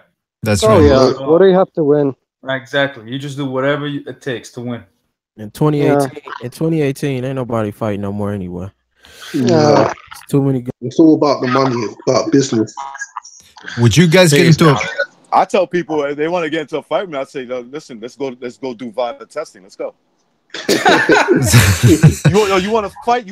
Come on, let's go do some VADA testing. Hey, can you imagine someone asking Precise for a fight? Precise, I want to fight you. No, you're on steroids, innit? I want to see the VADA test. Everyone's on steroids to Precise. Yeah, he'll ask for a hair sample. I want to fight you, Precise. Yeah. No, you're on steroids. You're doing this. You're doing that. Would any of you doesn't test positive? He'll ask for a hair sample. How Precise fight Pavel? Could Pavel board? I don't know, Pavel with those counter nut shots, he could probably do a lot of damage. Yeah, I think By the Pavel way, with those counter nut shots would take anybody out. Exactly. Oh yeah. Pavel's bored, man. You can't give him a hair sample. Yeah, but the thing is, though, Precise, man, he's doing that. He's doing that Rocky One train, and then when he's chasing his chickens around, man. So, he's going up mountains. He's going up mountains. He's getting fit out there, isn't he? He's doing the he's living in the country. He's living in the mountains, B. He might outlast a lot of us. And the high altitude. Chasing the chickens around, man. This guy's a fitness freak. And it's high altitude up there as well, so he's going to be exactly fit. Tough fight. Yeah, tough fight, man. I'm going to have to fancy Precise in that one, I think. Just for fitness reasons. Reasons. All right. I feel bad for Precise's nuts, if that's the case. Speaking of going nuts, I don't really. Sorry, BD. I don't really aim for like straight for the Balzac. I aim like with my boot curved up, so it hits the gooch. So that's like the most painful spot. Yeah. No, Pavel goes for the taint. That's what he's going for. Not the nuts, the behind the nuts. All right, listen. Speaking of people going nuts, Jermel Charla, we didn't get a chance to talk about him, but you know, he doesn't seem to be as crazy as his brother, although they both seem to be very volatile characters. I still haven't seen the whole Trout fight. I've only seen the first 7 rounds. I still got 5 to go, but I thought Trout looked very good. I like how not Trout, Charlo. I like how he fights. Him and his brother, they sit down on their shots. They got good hand speed, but he also got a little bit too reckless at times. The fight was very close. Trout is a guy he's a top contender, but he's never been able to win the big one ever since he beat Miguel Cotto. Ever since then, he's always fallen short. So what did you guys think about Jermel Charlo? And does he have a chance against the humongous Jarrett Hurd? Should I go first? Or yeah, go ahead. Go ahead. What I think is he hasn't really improved. I think ever since with the Tavanius fight that I saw, he hasn't improved much from then. I don't know how good he was before that, but his power has definitely improved, like a lot.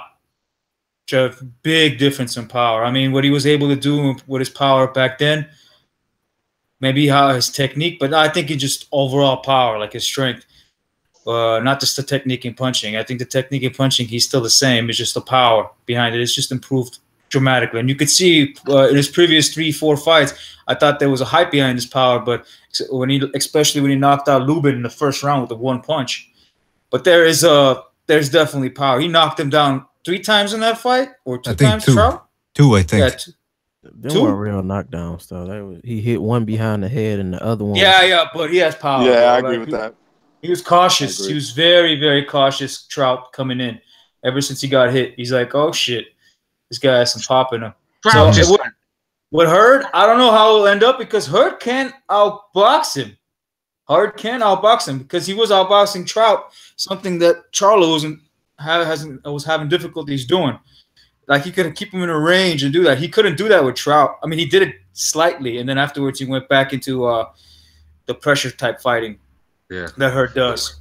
So it'll be an interesting fight. I still pick Hurd. The winds are high. 100-mile winds. Yeah. So I'm still gonna pick Hurd, but it's closer than I thought it would be. Yeah. I mean, Jermel Charlo's the weaker brother for me. He is a talented guy. But I've seen him in a few fights where he's been quite lackluster, like the Mart Erosion fight. Are you still on, by the way, guys? Yeah. Well, what happened? Sorry, I thought it froze.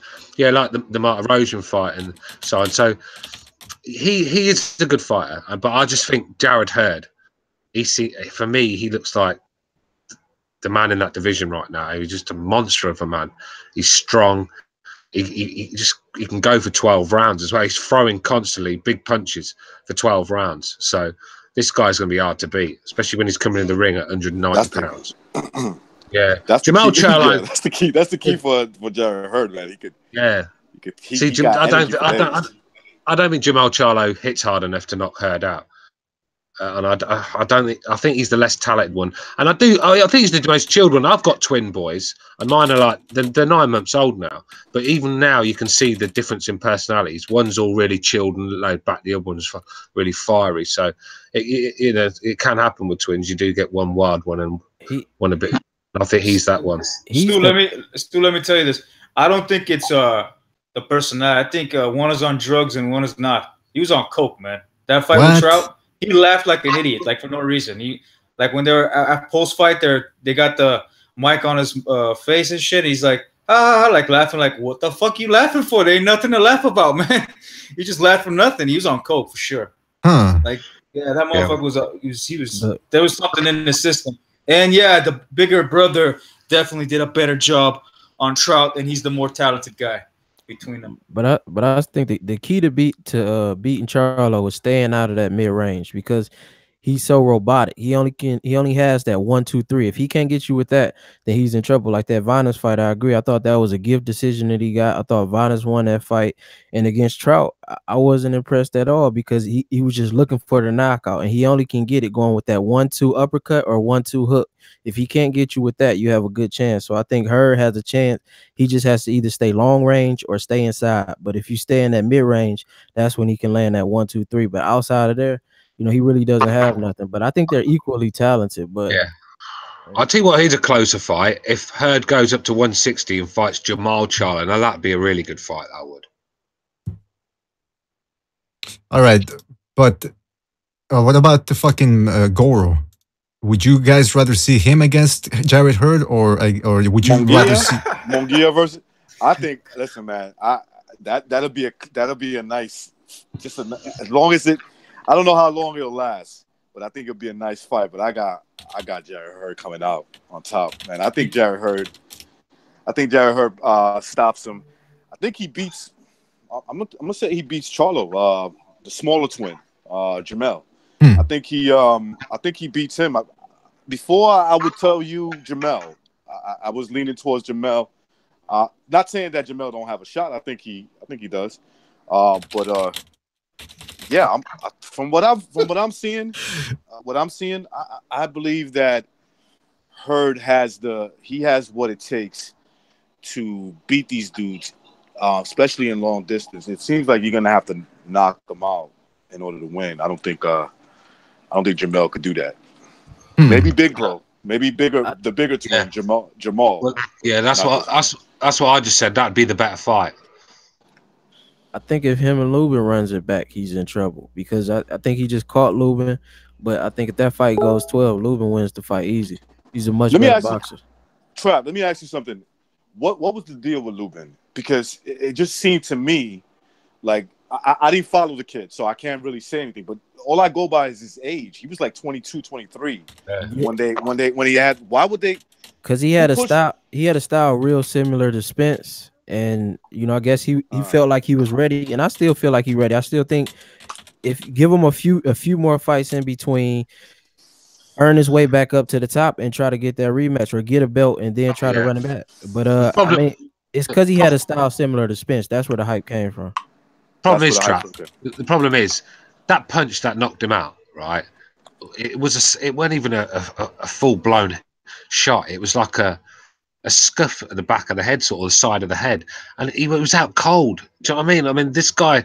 It doesn't matter how good. Perfect shot though. It was a perfect shot. It was a good shot, but it wasn't a great shot. It's not like he ran into a fucking monster right hand or something. As he was ducking down, he got caught with a. I think it was like a short left hook. Was it an uppercut or short left hook? One of them ones. And uppercut on chin. Yeah, but he just fell. He fell down like he'd been shot. And come on, man. I mean, anybody who boxes know the first thing the coach teaches you is always protect the house. He got caught right on the chin. When you get caught right there, that's the perfect shot. Nah, listen, I've seen perfect shot. Yeah, it is a perfect shot. But I've seen people get hit with perfect shots and they've not reacted like that. I mean, that's worrying for me. I mean, this is the first round as well, guys. Do you know what I mean? But I say it would have been different had he got outboxed all fight and then knocked out. He just got caught with the perfect shot. It's not like he quit. He went to sleep. He literally went to sleep. Trap, though, it's not like he ain't gonna be able to catch him more than once. You know, he's gonna catch him again. The problem is, if you give Lubin about maybe 3 years, 4 years, maybe when he comes back, he'll do a lot better. But for now, it's not. It's too early to put him. Yeah, I wouldn't say right now. He's training with Kevin Cunningham now, so that's a good step in the right direction. But I think in a few years, like you said, that'll be a good fight down the line rematch. Possibly, yeah. So where are we at with the Charlos? Boxing today, man. Was that? I'm sorry, BDA. Go ahead. I was just gonna say. I was just saying this. That's what I don't like about boxing today. Like, it's good to hear. Like that's why I like this panelist. Like, we're talking about dudes who lost and how they could bounce back. It's like once a guy loses, right? Like Lubin. We're talking about how he got knocked out by Jermel. Excuse me. He got knocked out by Jermel Charla, and we're looking at it as, look, maybe he just wasn't ready. These dudes sometimes once they get beat, man, the best teacher is getting your ass beat or or getting knocked the fuck out, right? Like he didn't get outboxed because the fight went 1 round, 2 rounds. Was it 2 rounds? I think it was so one. Obviously, he didn't have time. First round. Oh, first round. Excuse me. So he didn't even have time to feel him out. Okay. So you can see where a guy who got knocked out in the first round, you can teach that guy. Listen, man, that was only 1 round. That has nothing to do with what you're capable of doing. Let's get back in the ring. Let's work on certain things that got you knocked out in the first round. You should look at Amir Khan. What happened to him when he got knocked out by Prescott in the first round? The guy bounced back and went on to become a world champion. I'm just a bit worried for Erickson Lubin that a shot like that just knocked him unconscious. So that doesn't bode well when you've got a division full of big hitters. Do you know what I mean? But he's extremely talented. I'm sure he'll bounce back, especially being with a disciplined guy like Kevin Cunningham. He was a former cop, so he'll get his head in the right direction. He just needs some experience. Give him a little more experience, and his talent to take him a long way. Do you reckon he could fight Cal Brook, or is that step too far for him? Yeah, I think that would be a good fight, but I don't think Eddie Hearn's gonna put Brook in there with anybody like that because he has too much power. I think that would be a bad fight. He needs some more tune-up fights. Yeah, that's what I think that too. I want to see him in a tune-up and then him versus J-Rock and try to get that mandatory spot. You guys saying Brook is like what? Top, I remember BDA last fucking podcast. He said he's top 30. He ain't no top. He's like top 20, maybe possibly. You could probably throw Brook in there to top 15, something like that. He's pretty good, man. He's one. He's good. He's good. But Lubin's that good too. But that's my point. That top 30 is pretty fucking good. I mean, if you can make it in the top 50, then like I said yesterday, 100 boxers in the world, you're pretty fucking good. I mean, where were you ranked? Where were you ranked the boxers? Oh, what I am? Maybe like a 2000 something. Nah, 2000. He's one of the toughest guys from 154 to 147. Brook is one of the toughest guys. He could beat arguably anybody in them divisions. Well, the problem with Brook right now is I'm not sure that him fighting another big guy that's going to walk through his shots like Jarrett Hurd is the best matchup. He's already had his face broken twice. He's like a victim of spousal abuse or something. He shouldn't just jump right back into the fray. He should take it easy, go on a couple of dates, feel out another man, you know what I mean, before getting married. You're going to turn him into Thurman if you do that shit, man. But don't you think, though, that now he's got 2 plates in his face, that he's not going to... I mean, the first one that went, that Golovkin did, that never went in the Spence fight, did it? It was the other one. A different one. It was so it must be a problem. I think that's down to... the other side. Do you know what I think that's down to? I think that's down to a lot of weight draining yourself. Mm-hmm. That's what you become frail around the cheekbones and like with no flesh or sorts to the protect bones. your fucking cheeks. I think so. It's the bones. The bones become brittle. Got to do with. Yeah, there's some noise in the background. It's really putting me off. It might have been broken, but I'm pretty sure once they do the surgery, he's actually stronger at those areas because that's the point I'm trying to say. Yeah, I know. I was agreeing with you when I was saying. Yeah. But I don't think Kell Brook wants those big fights no more. I think he's trying to cash out with that Amir Khan fight, take a little tune-ups in between, and then cash out with the Amir Khan fight. I don't think he really wants because hers offer him a title shot. He doesn't want that, and he's not going to get the Spence fight because Spence told him to get a belt. So his plan is to cash out with Khan. Well, I don't know about that, man. Brooks is the most ballsiest guy in boxing right now. That's why I like him. The most ballsiest guy. You can't argue with that. The most ballsiest guy in boxing is Brook. Can't say that when he's turning down a title shot at 54. Yeah, but maybe he's still ballsy, man. Triple G and then fucking Spence right after that. That's ballsy as fuck.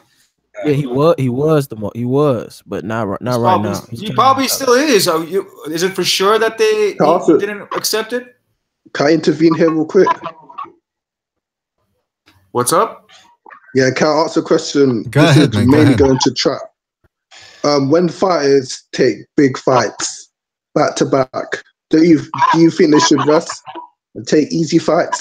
Like the same with what's his name, Tim Bradley. He took like a lot of big fights like Pacquiao, Marquez, Pavlovnikov. Then he took like easy fights.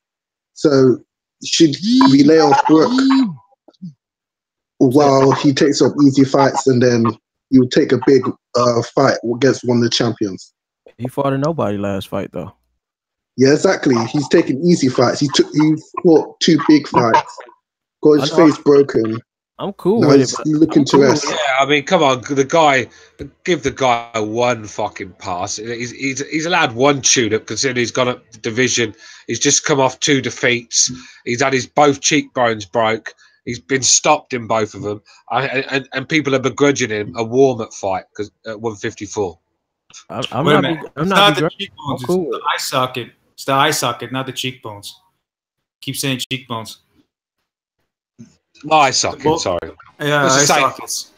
Same thing. Do you know what I mean? No, it's not, man. The cheekbones are right underneath. Oh, let's not get into the medical stuff, man. What is this fucking operation or something? Should we play operation? I got a question for the panel. Because since we on moving up and guys talking about moving up, do you think Mikey is serious about moving up to 47 in December, or is that just talk? No. Talk. That's just talk. Based on his actions, based on his actions previously, that's all talk. He's not serious at all. I would agree. He'll get murdered.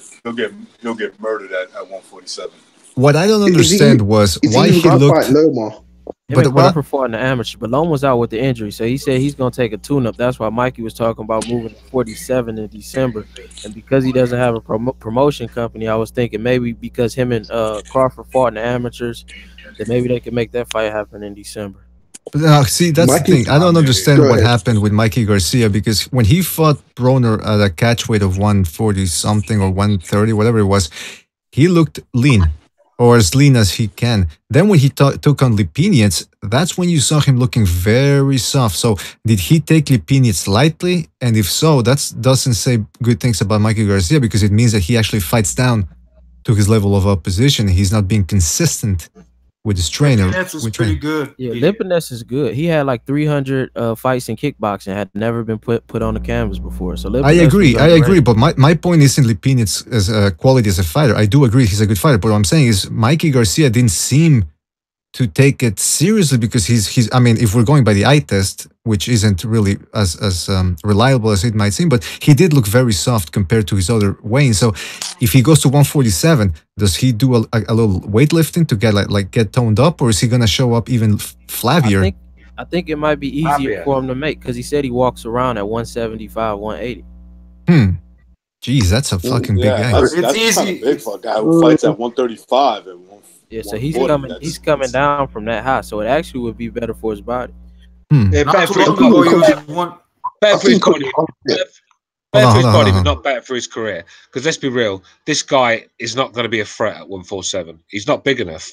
He might be flabby enough, but he doesn't have the frame for a start, the attributes, the punching power. Not going to be there at 147. You know, he's up against some good fighters in that division as well. I mean, let's be real. If Mikey's got any sense, he'll stay at 140 or go back down to 135. You know what I mean? People think that making it to.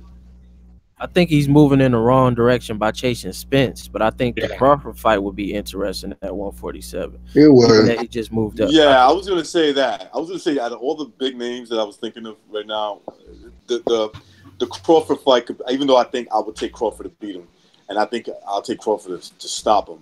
And the build-up is there. I don't think he'll stop him, man. Yeah, but the matchup, can you imagine him going up against fucking Errol Spence or Sean Porter? Look, against the elite with Spence and Porter, maybe Danny Garcia will be good with. But like the elite, the top guys, yeah, I don't think he can. He'll go maybe 12 rounds if he's lucky enough to survive, and he'll go 12 rounds. Danny Garcia might knock him out. Nah, Danny Garcia has a good shot against. I think he's fast enough. Garcia will counter him with that nasty. Especially right now, man. Danny Garcia right now is on the slide. If you guys haven't noticed, he's on the slide long time ago. Yeah, he's on the exactly. So against those type of guys, against a Jeff Horn, he'll fuck him up. Yeah, you know, Mike Garcia's pretty good. He's not that fucking. He's good at 147, but he's not elite level. He can't beat all the guys at 147. Yeah, he's like the Spurs. Fundamentally sound. He does the right thing in the ring. Not too quick. Just right in the Spurs of boxing. That's what I think he is. I give him a chance against Danny and Crawford, not Spence or Porter. They're too big, too strong. But he's chasing Spence for some reason. I don't know if he's using it for promotion. just to make his name bigger in the sport. But he keeps calling Spence name. It might just be promotion. It might just be promotion.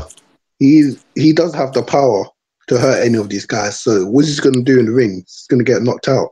Listen, he should stick to 130. If he can make 135, which he says he can, and we'll see against Robert Easter Jr. how he looks at the weigh-in.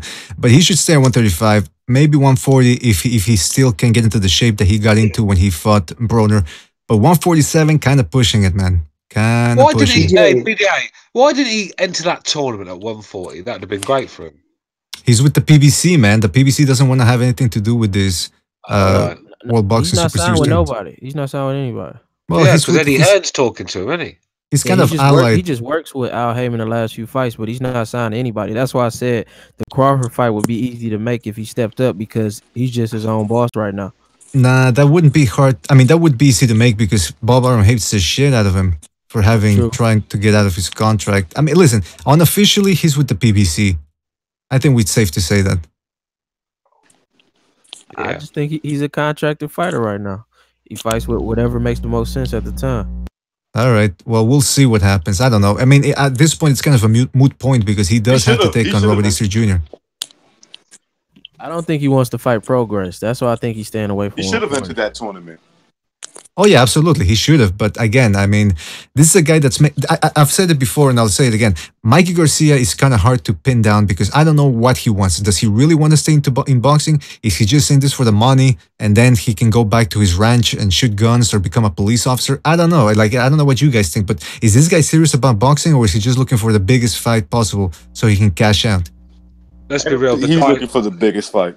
Yeah. Everybody's in for the money, man. Everybody's in for the money. Yeah, but the guy's so naturally talented. If he was dedicated to boxing, he'd be a serious guy, man. He'd be a serious threat. But this guy's walks around at 180 pounds, like you said. Doesn't even look like a boxer. Do you know what I mean? But I could tell you now, he's not a guy that stays in the gym when he's out of camp. You know for a fact he don't.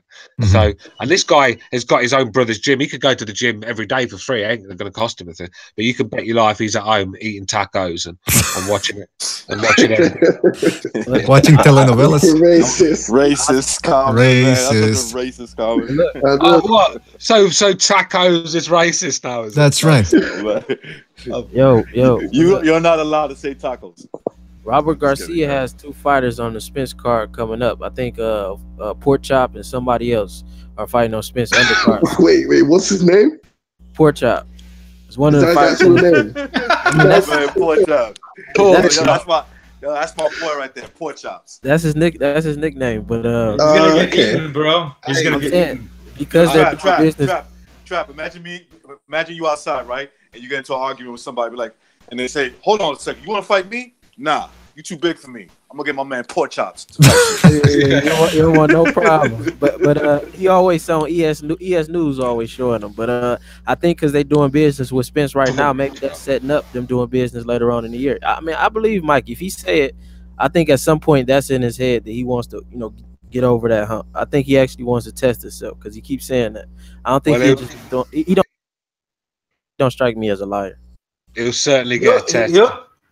He'll test himself for a big payday.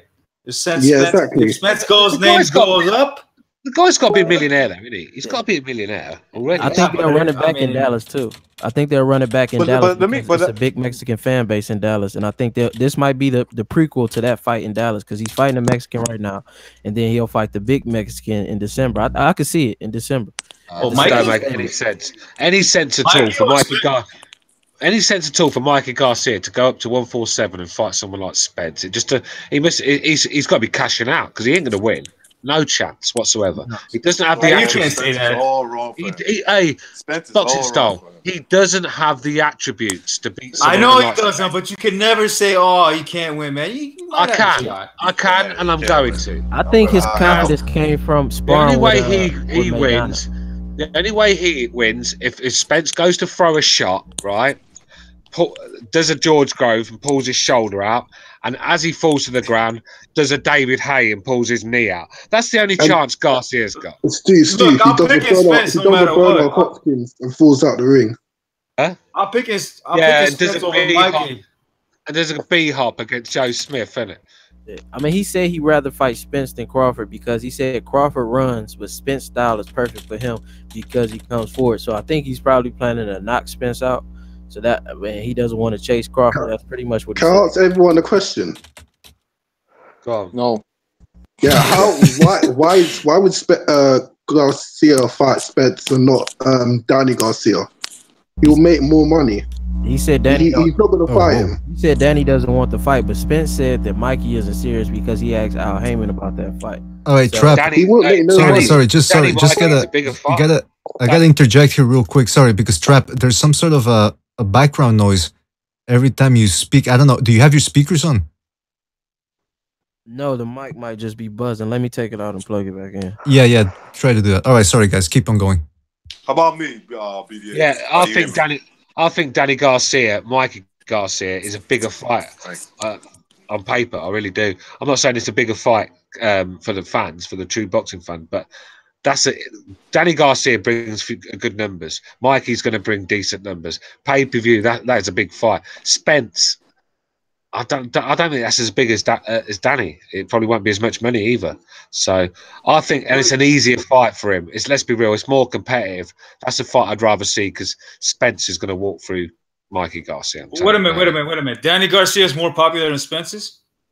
He brings more numbers, yeah. More fans? Yeah, because he's Mexican, probably. That's why. No, he's Puerto Rican, isn't he? He's half Puerto Rican. Oh, yeah, Danny Garcia. Yeah, he's Puerto Rican, but he's not. He hasn't been able to capitalize like. That's an island thing too. Let me. I don't know, man. Both fights are pretty interesting. That's an island. A lot of Puerto Ricans, a lot of great Puerto Rican fighters that had a great fan base all came from and lived in Puerto Rico. The Puerto Rican, the New York Puerto Ricans, or the American Puerto Ricans, however you want to phrase it. I don't remember a huge star, maybe outside of Hector Camacho, who lived in New York, but that was it. Yeah. The thing with Danny, though, like I said, he's got a lot of fans in Philly as well, and he's quite backed. That's what he has. His fights do good numbers. Let's be real. He gets paid good money. I think he got $3 million to fight Matias all them years back. So this guy gets decent money. Did he get $3 million for that fight? Yeah, I think he did. Million? Yeah. But in Dallas, Mikey versus Spence is a huge fight. Because it's a big Mexican fan base down there. Spence has I think he's selling out 15,000 people. Yeah, but I don't think 15,000 people in there for this. Spence had a big draw for me. He might have a lot of people that jump on the bandwagon and claim to be his fans, but that's different. He's about to have a big fan base. I'm sorry. No, I'm sorry. They say they have 15,000 tickets sold for the fight in Dallas. Yeah. No, I believe it. He's starting to become a star. He's becoming that though, but he's only just started to become this star. For the last few fights, you've seen the crowds at his fights, so he's not been a big name. Danny Garcia has been a big name for years, so for me, that's a bigger fight, a pay-per-view fight. Do you know what I mean? Yeah, I think right now, in terms of like their stock, where their stock is at. Oh, but look at this. You bringing 15,000 against Ocampo. Yeah, that's telling you something. Come on, like if you have Mikey there, you can bring you might can fight in the real stadium, not the practice facility. Yeah, I'm just. Look, I know what you're saying, guys, but it's only just recently Spence has become this big star since he beat Kell Brook. Really, I mean, no one was really. Everyone was rating him, but no one was really backing him like they are now. Look at all the fans that have jumped on board, all the fanboys. Yeah, Kell Brook. Yeah, that's what I just said, brother. Kell Brook. So, but Danny's been a big name for years. I mean, I can remember 6-7 years. Danny been at the top, bringing in good numbers. Do you know what I mean? So, I think at this point, Spence made just as much money as Danny. Don't talk wet. No chance. Yeah, right now. He got $3 million against Matias all them years ago, and look at the guys he's fought. What the hell? Who gave him $3 million to fight Matias? Matias got $1 million. I think Matias got $1 million. Yeah, it was on Floyd's undercard. And he got $1 million, right? Yeah, it was under Floyd Canelo. That's different. That was on Floyd's undercard. It doesn't matter. It doesn't matter. He still got $3 million. Do you know what I mean? He still got $3 million. It's still in the bank, isn't it? We're going to say, oh, but that $3 million, he can't spend that $3 million because he don't count. Of course, do you know what I mean? It's an outlier though, but I'm saying right now, if we talking about today, to get 15,000 in Cowboy Stadium, the practice facility against Ocampo and nobody with nobody's on the undercard, man, come on, he's just as big. Yeah, but didn't Canelo get 50,000 in Dallas or Texas somewhere? We're not talking about Canelo. Canelo's Mexican. We know it's a racial Oh, bias. that's racist. That's racist. What's going on here? We already know that. It's a Well, racial I mean, bias. listen, it is what it is. The market is what it is. I mean, but for Spence to be selling out, and I heard the same thing that he's filling out the Cowboys practice facility at 15,000 tickets sold. That tells me he's becoming a star. He's becoming a, people are starting to recognize. Yeah, but it depends how much the tickets are, isn't it? It depends how much the tickets are. Well, that's the problem is. Wait up, guys. See, the problem is, why is he calling out Mikey? Why is he calling out Spence when he could have? It's an easier competition with Danny Garcia, and Danny Garcia puts a lot more money on the line. I think Spence is the one. Well, this is what I've just been trying to argue for the last 5 minutes. I'm glad you've come in and basically sorted that out. That's what I've been trying to say, bro. Spence is a much harder fight. He's going to get his ass whooped for less money. No. Yeah. I'm saying the exact opposite. I'm saying, why is he calling out Spence instead of calling out Danny Garcia? That's what I'm trying to say to you. No. Mine is. Yeah, I know, but why? It's probably because Spence has the better draw. He doesn't. Yeah. He doesn't. All right, let me. I don't even know what you're trying to say. I think he's saying Spence is a bigger money fight. In Dallas. He's not. Mikey and Danny are both. Cut off. In Dallas, that's still a big fight. Mikey. Yeah, but fuck me. Deontay Wilder sells 15,000 in Alabama. What does that mean? Well, at least it means they can. But at least it means they can draw in their hometown. Alabama, but I'm just saying it as like an example sort of thing. He would, if you put a 15,000 stadium, he would sell that in Birmingham. I don't think so. Yeah, he would. He's getting 12,000 in New York, so he's going to get 15,000 in his home city, isn't he? In New York, Danny would sell more. In Dallas, that's going to favor Spence. Yeah, but the thing is, when you pay-per-view, Danny Garcia v. Mikey Garcia would be in Las Vegas. It wouldn't be in Dallas, or it wouldn't be in anywhere else. It'd be in Las Vegas, and that's. I think Danny will want that fight in New York. Yeah, he probably. Heyman will put in Vegas. It doesn't matter what Danny wants. Heyman will put in Vegas. It would be in Brooklyn. Al Heyman has they know the people over there, and it's not gonna happen though, because Robert Garcia already talked about it on ES News. He said Danny didn't want the fight. Well, this fight's not gonna happen either. Yeah, what are we talking about this shit? It's not even gonna happen. Let's move on. Oh, apology, calling the shots again. Mismatch. That's why. Danny Garcia versus Mikey Garcia is a mismatch for Danny Garcia. I got a question. Speaking of the undercard for this Saturday, we do have, like Trap said, there's pork chops going to be fighting. Chicken breast is also going to be undercard. But there's one fight that I think we all missed. And I didn't even know it was taking place this Saturday. Javier Fortuna moving up to junior welterweight to take on the always tough Adrian Granados. This seems to me like a weird fight to make. I mean, Granados, lately he's been fighting at welterweight. Fortuna's been fighting at lightweight or lower. All of a sudden they're meeting at junior welterweight. What do you guys think about that fight? That's a great fight. I was impressed by Fortuna. I thought he got robbed against Robert Garcia. I thought he clearly beat him. It was a close fight, but I thought it was a clear win. You mean Easter Junior? Granados, he has heart, so that should be a real good fight. I'm looking forward to it. Yeah, but I think you meant to say Robert Easter, right? Like Fortuna got robbed against Easter. Yeah, he got robbed against Robert Easter. Yeah, that was a very interesting fight. What? I believe so too. But why are they fighting? Like, this is a very dangerous fight for both guys, man. I mean, Granados, when he fought Sean Porter, it was a very sloppy fight, but Granados hung in there, tried to rough Porter back on the inside. Meanwhile, Fortuna is a guy who got... Here's the thing about Fortuna. He got caught against Sosa late in the fight. He's only lost so far. And Adrian Granados is the type of guy, he doesn't give a fuck. He'll just keep coming and swinging. Who do you guys pick for that one? I have Fortuna. I think Fortuna drops him a few times in the fight. Whoa. All right, recognize. Really It's not really a fight I care for too much, to be honest with you. You'd rather see Fortuna. All right, Boxing Styles got Fortuna. Recognize you think Granados takes him out? Unless he's weight drained. I don't know. Well, it's an interesting fight, man. I'll say Fortuna on points. All right, Pavel, who do you have? All right, Apology, who do you have? I have no, I'm here. Sorry. I have Fortuna by UD. Fortuna by unanimous decision. Pavel, how about you? Apology. You said Pavel, so I was confused, but I'll go. Fortuna by knockout. Whoa. Adrian, I don't think Adrian Granados, he's been found at 147. I think he will struggle to make the weight and then be weight drained and get knocked out. All right. Bucho, how about you, man? Granados opposite. Like majority decision, some raw fast shit fight. Well, that's a good point. Who is the favorite in this one? I have to check that out. The odds, because I don't even know. I mean, Granados actually he's been fighting longer at 140. In fact, I think he fought what's his name?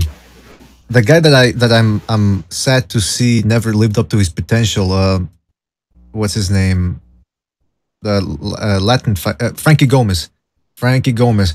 He actually did pretty well against Frankie Gomez, but then again, it's kind of hard to tell about whether it was Gomez who didn't train properly or whether Granados is that good. But it's an interesting fight. That guy. Oh wow, is this on the undercard? Yeah. Oh no, apparently. BDA. What happened to Frankie Gomez? That's what I don't. I think we talked about this before, but from what people told me is he just fell off the map. You know, he doesn't dedicate himself. He has outside of the ring issues. I don't know, with gangs or fights or something, but... I thought it was Benavidez that got shot. Wasn't it Benavidez that got shot? You mean the tall 6'2" guy? Or was it Frankie Gomez? I don't know. Maybe somebody in the chat can... Wow, this is big. This is a nice undercard right here because they got Daniel Roman versus Moises Flores and Fortuna versus Granados. Yeah, I didn't know that. Yeah, this solid undercard right here. It's a pretty good one. Yeah, it's not a bad undercard at all. I do have to wonder. I think a lot of people overrate Granados for his performance with Broner.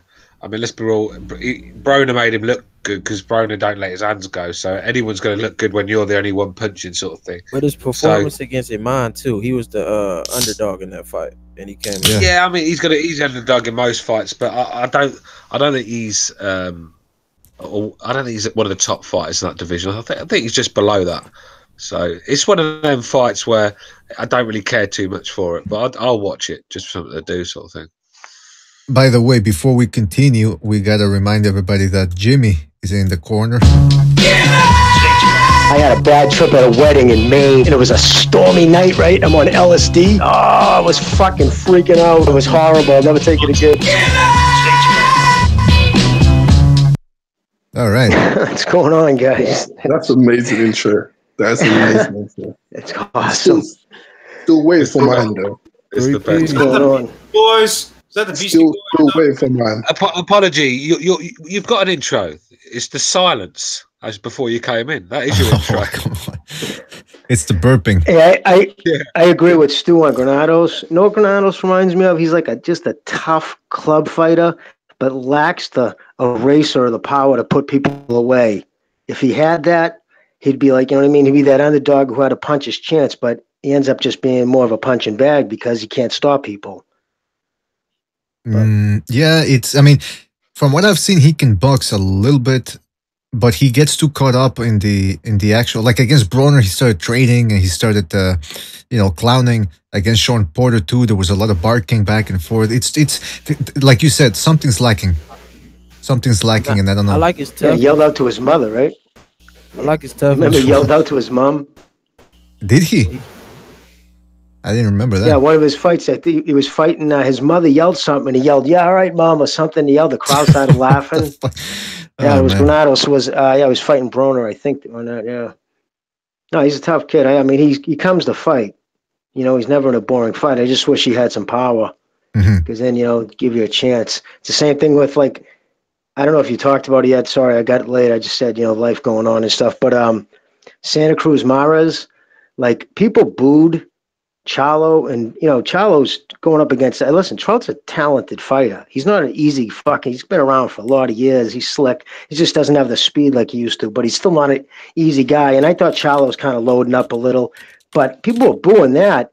And Mares and fucking Santa Cruz, it was like they were getting a center to dust up.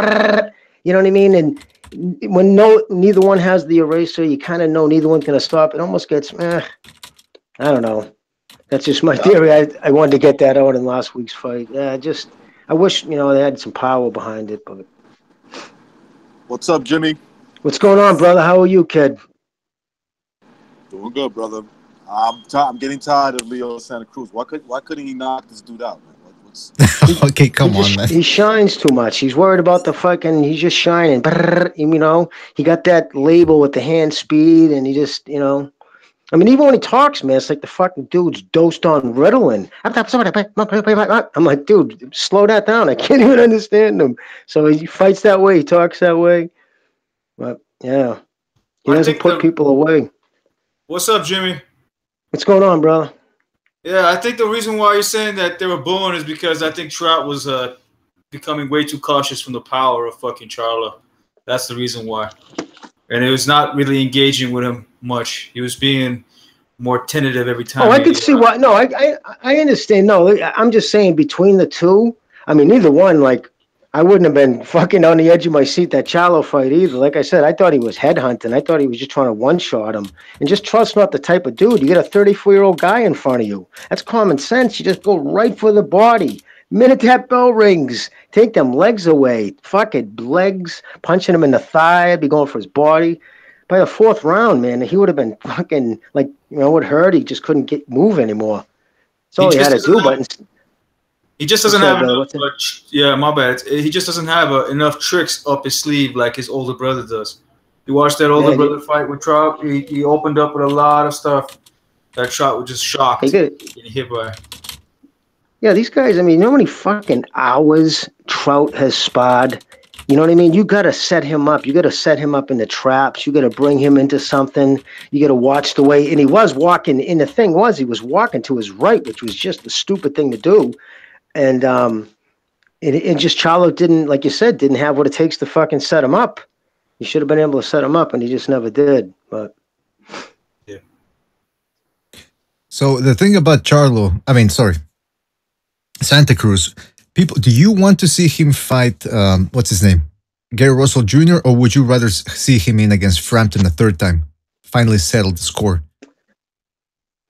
I'd like to see him fight Frampton, maybe. Yeah, why not? Do it again. Yeah. They were close fights, both fights. I thought Leo beat him a little clearer than the other way around.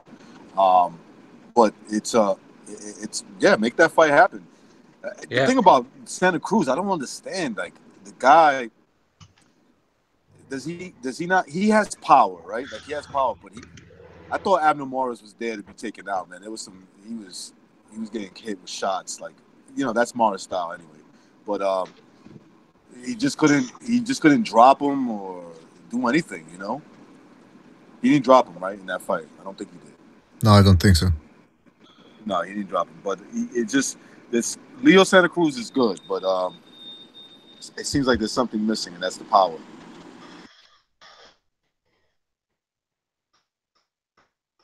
Well, is it? Oh, I'm sorry, BDA. No, go ahead. No, I was going to say, did you guys see the whole thing? I just want to change it before I forget. I'm a little medicated right now, but what's Mickey Garcia calling out Errol Spence? Fuck is wrong with that kid? Seriously. He was pudgy at 140. Mm-hmm. He's going to fucking fight Errol Spence. Errol Spence would decapitate him. So it's like, you know what I mean? Like, you're such a talented kid. Why do you say moronic things just aren't going to happen?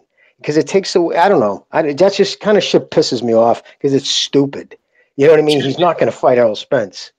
Jim, it's promoting yourself by using someone else's name. Plus, maybe he would fight him.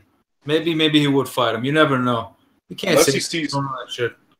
unless he sees, he sees holes in Spence's game that he can take advantage of now. But I still can't see him winning because all Errol Spence got to do is land one punch that Plus, maybe doesn't take him out, but he just changes the fight. Errol Spence he's like chewing at the bit to get out of that division. He's a big kid. He's right at that age where you make that physical change. So he's bursting into 154 soon. So unless Garcia plans on fighting him within the next 18 months, I just don't see it happen, especially when he's going the other direction. So he's going to stay at 135, plant his flag for a while, and then jump up to 154. Mikey said he wanted him in December. He said he see holes in his game, and his style was perfect for him. He said Crawford likes to run, so he doesn't want to fight Crawford.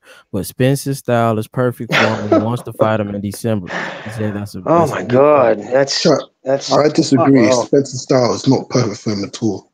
No, I didn't say that. I'm saying that's what Mikey said. Okay.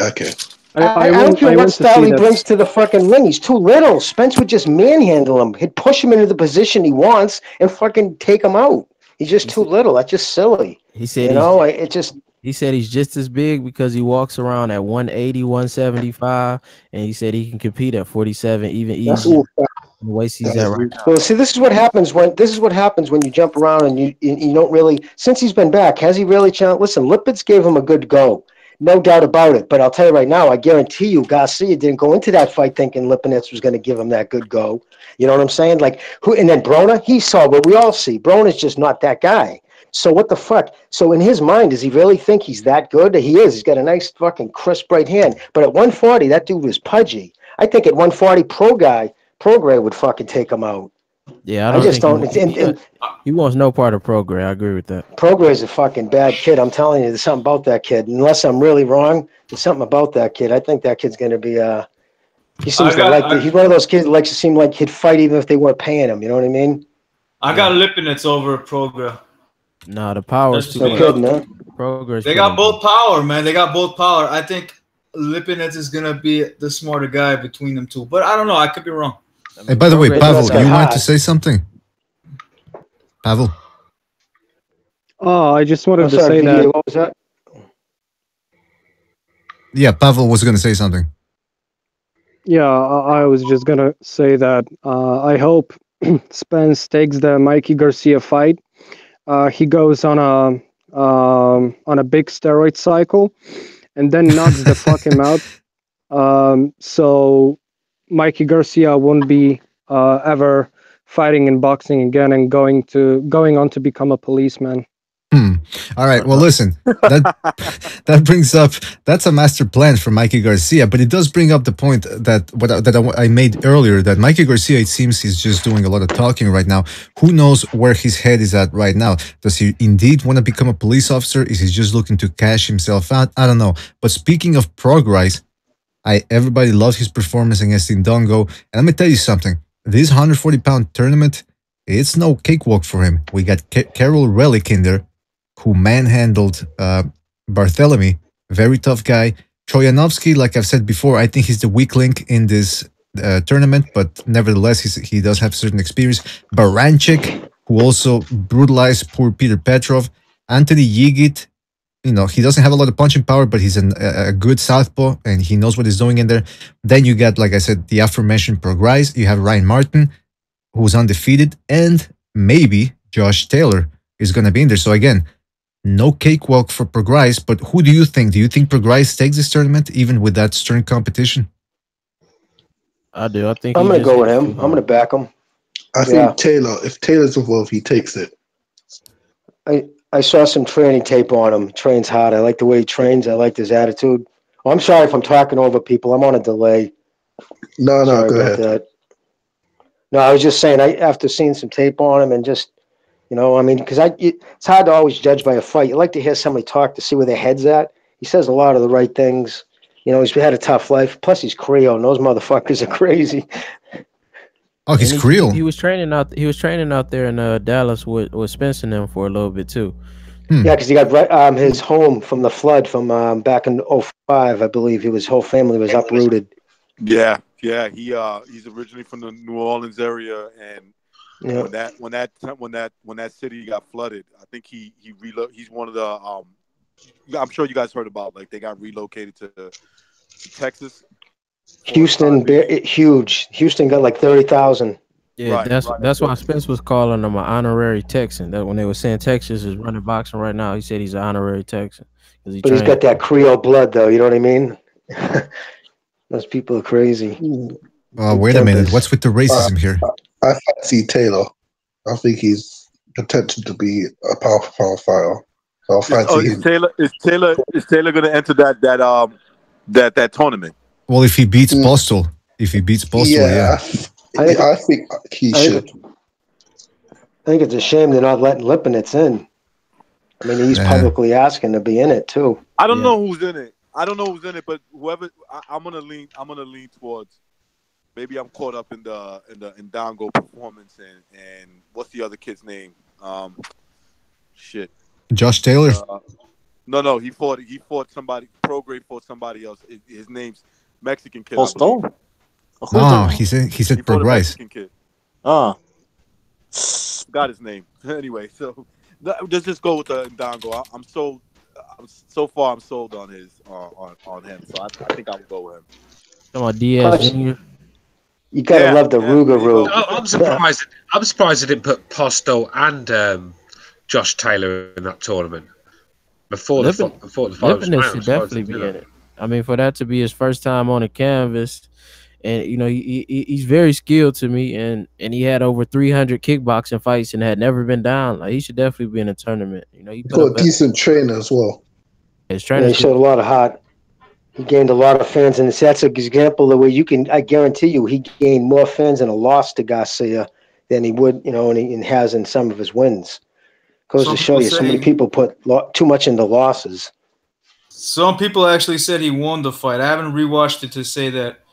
No, he didn't win, but it was a good fight. It was a good fight. If they had a rematch, it's a toss up. Yeah, he didn't win. Garcia won the fight. Garcia won, but you guys all agree it was a very close fight, though. Very close. Yes, Lipinets did himself proud. It was a close fight. Yeah. His fight right before that, the one that Mikey was ringside, I forgot who. It was a great fight. I mean, it was arguably a classic. That's the fight where Mikey was like, "I want that guy next." Yeah, I advise everybody to go watch that. You know, that was a great fight. Yeah, that was a very entertaining fight. And the thing is, I think that's what made Mikey Garcia think that it was going to be an easier fight than expected. Also, I don't think it helped that fucking Mikey Garcia showed up in the type of shape that he did. But I mean, so far the tournament, even if Lipinets isn't in there, it's still a very good tournament. The thing is this: in the chat room, people are saying Josh Kelly is gonna win, Taylor beat Jeff. I mean, so people are going on and about Josh. I think at this point, a lot of people think the final might be Progrise versus Kelly. Is it Josh Kelly or Josh Taylor? Josh Taylor. Josh Taylor. Yes. Sorry. Josh Kelly's 147. He's a prospect. Josh Kelly's a very good prospect, but he's mixing not ready up the names. Yeah, mixing up my names here today, but yeah. So I think it's between. A lot of people are saying that it's between Taylor and Progrise at this 140-pound tournament. Do you guys agree with that, or do you think it might be somebody else might surprise us? I can't agree with that because I don't know the rest of the guys. Yeah. I know Progress. I know. Do you know any other names that are in it, so we could help us out a bit here? Absolutely. So I heard some rumblings that I don't know how true it is, but that Terence Crawford didn't want to fight Progress. Yeah, well, I find it odd that you move up. I believe that. I believe that. Like that. Well, it's again, but back when Progrise, before he even beat Ndongo, he hadn't really beaten anybody. I mean, I don't understand why Terence Crawford would have to fight the guy. It's a lose-lose situation. If he beats him, it's like, all right, you beat a nobody. And if he doesn't beat him, maybe a sparring session. Maybe it was supposed to be for sparring. They just bumped into each other. I want to say after somebody's fight, and Progress was like, "Yeah, I knocked him out quicker than you did," and he was like, "I'll whoop you though." But he was playing with him. But Progress didn't really engage in the conversation after that. Crawford's not going back down to 140. So it's not even I don't think so. Yeah. No, he said he may move up though. At one point, he said he may move up at some point. All right. I think Terence Crawford is at his best weight. Yeah, I'd like to see that Crawford Spence fight. That'd be a fucking fight. If he moves up, it's all bad for him. Crawford, you should stay where he's at. Yeah, all kinds of bad. I just see in the chat. Sorry, I just see in the chat. So I'm cutting out. Come back to me. It's cutting out. They just confirmed the Golden Boy president just sent the new offer over to Triple G, 42% to 57.4 to like 42 point something. All right, listen, sorry. Yeah. But now they're fighting over 0.5 and stuff like that. Yeah, fuck that fight. That's like Joshua versus Wilder, unless it actually gets down to 45.1. Okay. Hey man, guys. It's getting ridiculous. Matrix, those points are like thousands, 10,000, Guys. 20,000. We never know, Still, man. Who gives a fuck? Who gives a fuck? Let's move on.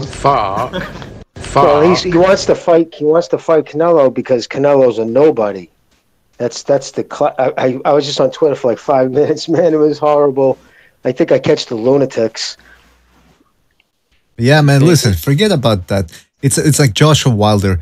Unless they actually step into the ring, it's a waste of time. It's a waste of our time. Speaking of wasting our time, just wanted to reiterate one last time that. What's that? Are you there, Ricky? All right, listen. I just wanted to remind because.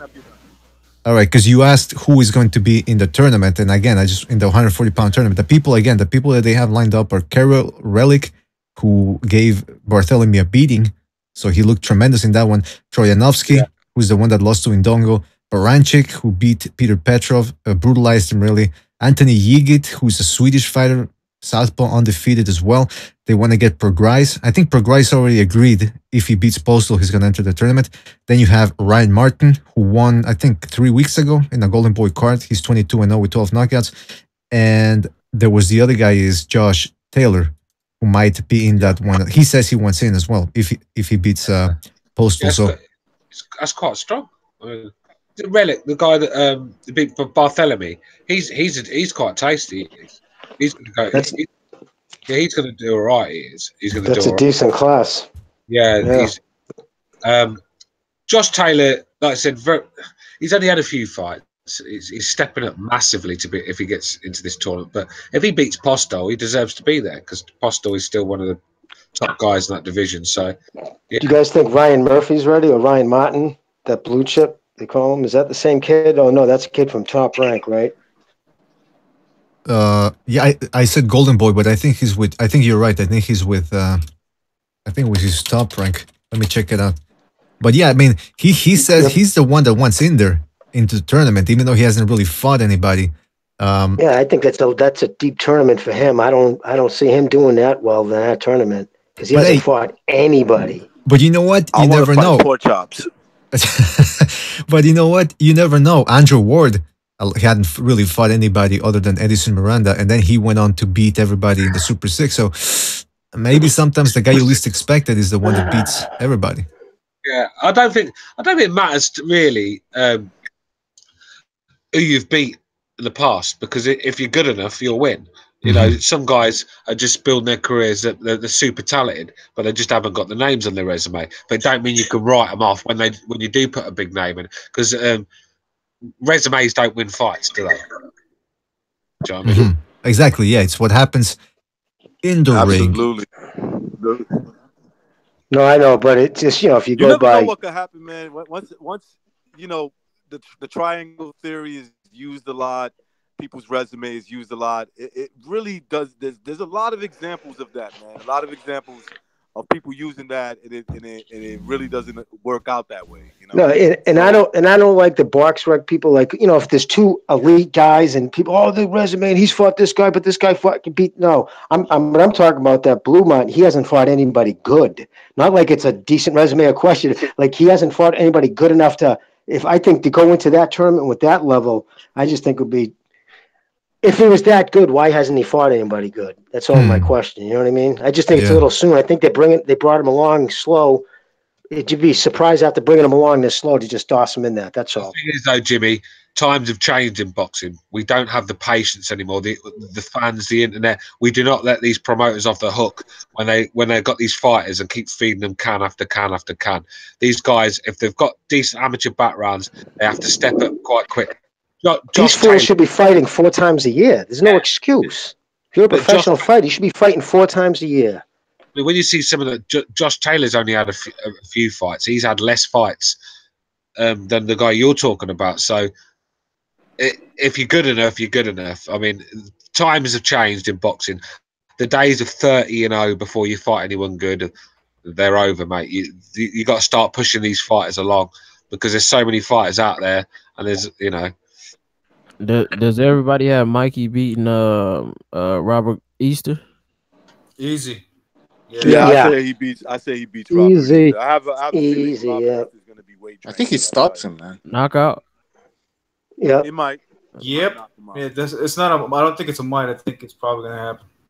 Yeah, I think he knocks him out by the 6th. I have a feeling Robert Easter is going to be weight drained for that fight. Let me tell you something about Mikey Garcia. You guys, well, maybe not you guys, but some of you, I think, I forget who, but mostly people on the internet, forget about you guys. Most people on the internet, I don't think they really understand how well Mikey Garcia performed against Adrian Broner. Yeah, I know Adrian Broner, everybody says he's never, he sucks. But you saw what he did to Jesse Vargas. He was walking him down, catching him with lead right hands, almost having his way with Jesse Vargas in some of the rounds. And Mikey Garcia, you compare the performance that Mikey Garcia put on against Broner. Robert Easter Jr. reminds me a lot of Broner in the sense that he's a guy that tries to roll with the right hands, but he doesn't really fight on the outside all that much. He wants to get in that zone, catch you with right hands, jump inside, and then work you to the body. And I don't know if that's the great... I actually think that's a better strategy against Garcia, because if he stays on the outside, but if he stays, hold on, excuse me, sorry, just if he stays on the outside, I think Mikey Garcia, despite the size difference or the height difference, I still think Mikey Garcia actually outboxes him on the outside. He doesn't use his reach like he should. If he goes on the inside like he did against Fortuna, I think he's gonna get knocked out. But if he comes in and fights smart, uses reach, box, and work off the jab, he gives himself a better chance. But if he fights small like he been doing, like that's not a good idea. He's gonna get knocked out. Yeah, that's yeah, I agree with you both. And BDA, you're 100% right. Garcia comes from a big boxing family, long tradition from the grandfather down, and every one of them say Mickey is hands down the most talented. His heart's not in it like the rest of them. Mm-hmm. Yeah, right. He was the prodigy, but he just wasn't into it. You could see that the shape he's in, Jimmy. You can see he's not dedicated to boxing. Just like the Spurs, though. I mean, people hated on them every year. It's always they're too old. They don't have enough. They always find a way to compete, and it's not flashy. Like he's not, going around and doing all the flashy stuff. Doesn't have the flashy footwork, but he's fundamentally sound in all the right places, and he knows how to put himself at the right place in the right time. Perfect positioning. Mikey's one of the best in the world. He's not flashy, but he's still fundamentally sound. Mr. Fundamentals. That's what he is. That's a good comparison. The basketball comparison with the Spurs. Yeah, he's Tim Duncan. It's true about. Yeah, he's Mr. Fundamentals. He's not going to beat you with flash. I can remember when he beat Adrian Broner. I can remember some of the interviews he said. And he said he didn't give away his game plan, but obviously we saw what it was. He goes, I'm going to beat Adrian Broner with a simple game plan. And that was just to outwork him. That was it. Just outwork him, nothing flashy. Counter shot him, use your timing, and just outwork him. And yeah, well, that is the game plan to go with Broner, because Broner don't throw his hands. So the likelihood is if you can get 10 shots in one round, then you're going to win the round. That's where the fundamentals come in. Like his IQ for boxing was like, I can remember that interview. He says, I just have a simple game plan, and it's going to work, and I'm going to beat him pretty easily. He said it. He said it before the fight. But all that shit aside, I think a lot of trainers try to overcomplicate a lot of things in fights. Do you recognise?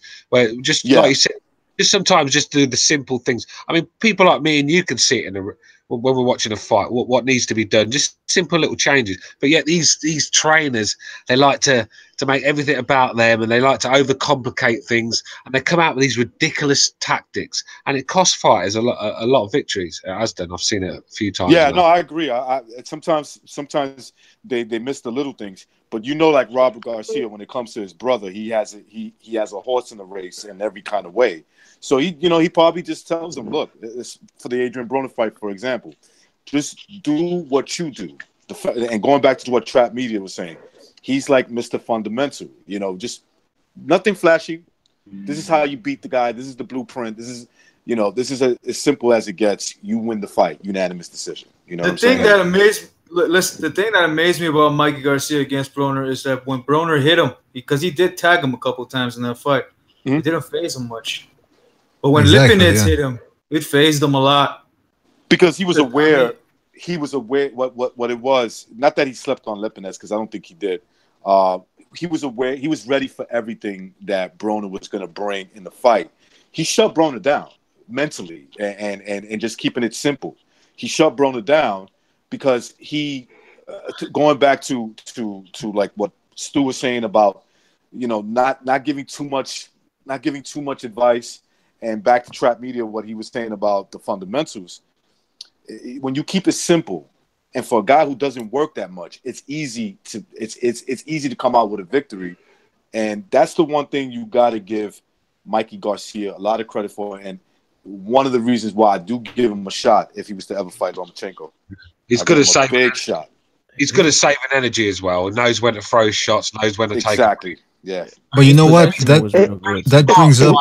Can you imagine if this guy was dedicated to boxing and got into some serious shape? I was in the gym constantly learning more stuff. He could be a real top pound for pound fighter. Do you know what I mean? So it's just a shame. Yeah. I think he's just a naturally gifted fighter. That's just not dedicated. I mean, look how far he's got with that dedication. So can you imagine what would happen if he got knuckled down and got in the gym? He's still pound for pound though. He's top 10. I'm talking about top 3. I'm talking about top 3. If you could turn that guy athletic and add a bit of speed to his game, then you're going to have a real dangerous guy on your I think a strength and conditioning coach will take him to the next level. Well, this brings up a good point. Strength and conditioning coach? Was that? Who's his strength and conditioning? I don't know. It's probably... it's not Ariza anymore, that's for fucking sure. I don't know, it's a good question. But it brings up a good point that I wanted, and I've made this before in the past as well, that Mikey Garcia, as good as he is at the fundamentals and as tight a boxer as he is with the heavy hands, he still fades down the line when he gets pressed a little bit. I mean, we saw it against Orlando Salido. He slowed down in the late rounds. Against Broner in the last 3 rounds. And then against Progrise, his punch output and his hands start to get dropping and all that. And this isn't a guy that's throwing 100 punches per round. So there is a bit of a concern on my part regarding his conditioning. I don't know what you guys think about that. Training, the training, it goes back to what Stuart was saying about how he feels that he doesn't take boxing serious enough in the gym. That goes to working out is very important. I mean, that's just that should be obvious when it comes to, especially when it comes to boxing, right? You have to fight if you have to fight 36 minutes. It goes down to that. I think that Garcia walking around at 185 or 180, excuse me, to 175, and then dropping all that weight. You're spending a lot of time on dropping weight, and that's if he's walking around at 180. I'm sorry. Sorry, keep going, bro. No, I was just going to say, you know, instead of wasting all that time dropping weight, you could be sharpening up on your skills. Because that's what, you know, it's hard to do both. Matrix, you can't say that, man. Crawford goes up 177 and he still drops all that weight, bro. You can't say that. He trains. But he works. His strength and conditioning is much better than Mikey's, though. I think Mikey's maybe cardio. But Crawford's got a wider frame, too. He's got longer appendages. He's got wider back and shoulders. Garcia looks soft at 140. He looks physically, soft. Yeah, so that was at 140. I understand how talented he is. I don't take anything away from the kid's talent. By no means am I, shitting on him. That's what will cost him. That's what will cost him a fight for me against a guy like Lomachenko. Not that he lacks skills, although maybe there's things that Lomachenko could do better. But what would happen, what will come down to Mikey Garcia's conditioning in that fight. I don't think the conditioning would matter at all, man. I think Loma's head and shoulders above Mikey Garcia's skills. But everybody look up Blu-ray Fitness on YouTube and look at some of the workouts he does. That's Spence's strength and conditioning trainer, and that's something that sets him apart. I think if Mikey got a guy like that who really took fitness that serious on the strength and conditioning side, I think the next level, because a lot of these guys, the conditioning coach, he's going to be better. Yeah, he'll be better, but Loma's still head and shoulders above Mikey Garcia. I wouldn't say head and shoulders. I'm not. Oh yeah, he is. Hold on. But listen, when you fight, when Lomachenko, you're mentally tired too. You get mentally exhausted fighting him. It's not just the physical aspect. So you gotta definitely become in good shape. I gotta disagree with you on one thing, boxing style. I'm sorry, but yeah, Mike, the way you beat a guy with that kind of flash, and speed, timing, precision. I believe so, but the thing is, he could catch him. He's not going to finish him. It's not just going to be the one thing. He's going to adapt to that shit. That's the conditioning part. He can't fight Mikey how he fought Linares. He can't stand there and fight Mikey like that. When boxing style said fitness, I actually agree with that. When boxing style said fitness won't come into it, I mean, it's ridiculous, really. No, I said it's gonna play a role, but it's not gonna make much a role if he fights Lomo. Maybe someone else, but not Lomo. Well, maybe not. For the record, the record, fighters should always go in the ring fit. I mean, the problem with Mikey, you could see the shape he's in. That his way of losing weight is just stop eating. He doesn't look like he's doing any sort of good. He's not doing any fitness training. He's not got a nutritionist. He's not dropping the weight slowly and keeping healthy, because you can actually eat well and drop weight still, can't you? Recognize? Do you know what I mean? Absolutely, yeah, absolutely. Like Spence said, all he's doing is starving himself, and then when he's had the weigh and just filling his face again. That's starvation and saunas. I could drop 15 pounds if I wanted to. I could drop 15 pounds if I wanted to and still eat good. It's just certain training regimens that I would have to do, that I could do, and a lot of that has to do with cardio. I could drop 15 pounds with no problem. So I'm sure. But the thing is, this, you can't say, like, for example, Canelo, right? His stamina drops down in the middle rounds, right? Yeah. Mikey's does not. I have never seen Mikey's drop down the middle rounds. Yeah, because he's a smart fighter, and he takes breathers. As we said that earlier. He knows he's not 100 mile an hour, Mikey. He picks his shots, picks his moments. Do you know what I mean? And that's what gets him through fights. But Triple G does the same thing, though. Triple G does the same exact thing. Yeah, but Triple G, that's how you're supposed to fight. Triple G can fight like 25 rounds. That's the difference. You said Mickey Garcia walks around at 180. Yeah, well, that's somebody said Mickey Garcia walks around. Yeah, that's for a fact. He must be a fucking. He must be a fat motherfucker at 180. Yeah, because he's not that tall. First of all, he's 5'6", and he's 5'6". Yeah. No, he wasn't fat. When I saw him, he was in Hawaii. I saw the YouTube video of him. Well, he wasn't fat. He was actually, maybe if you take off his shirt, you might see a pudginess and a little bit on the stomach, but he looked more muscular when he was on. He looked fably in against in his last fight, and do you know what it reminded me of? You know when they find a starving dog, and they always tell you don't fucking give it loads of food because it swells the belly out, and that's what he looked like fight night. Where he did. All right, so there you have Stu comparing Mikey Garcia to a dog. That's because if he wasn't Mexican, he wouldn't have done that. One more thing that I got to say. When it comes to Lomachenko versus Garcia, I got Lomachenko. If they were to fight right now, like you're talking about their next fight, I got Lomachenko. But if there's a guy that could beat him, I got Mike because of their style. It's Mikey Garcia. I don't sleep on top level guys like that and say they don't have a shot against another top level fighter. They definitely do. Garcia, I'm not saying he has no shot whatsoever. Just like I'm not saying I pick Spence over Mikey if they ever fight. Right. I'm still not giving Mikey no shot whatsoever. He has a shot, but that shot is not so much. With the Spence thing, I agree with you. The Spence thing, I do agree, because I just think that's just a different type of. He can run around, bro. That's a different kind of man, He could run around. You can hit him and take off. Catches him. Yeah, if he. Yeah, but he's not going to. You don't change your style of fighting. He's fought the same exact way since the amateurs. You know what I mean? Well, he fought running away with Lipinets. When he fought Lipinets, Yeah, he but you wasn't can't That's a run total away different from a type guy of like run away. Spence. Yeah. Yeah, you Spence can't is no run running unless away. He you just literally punches you in the arm and unless- your arm goes numb. Yeah, unless you're He's literally never like hit rolling any. out the ring.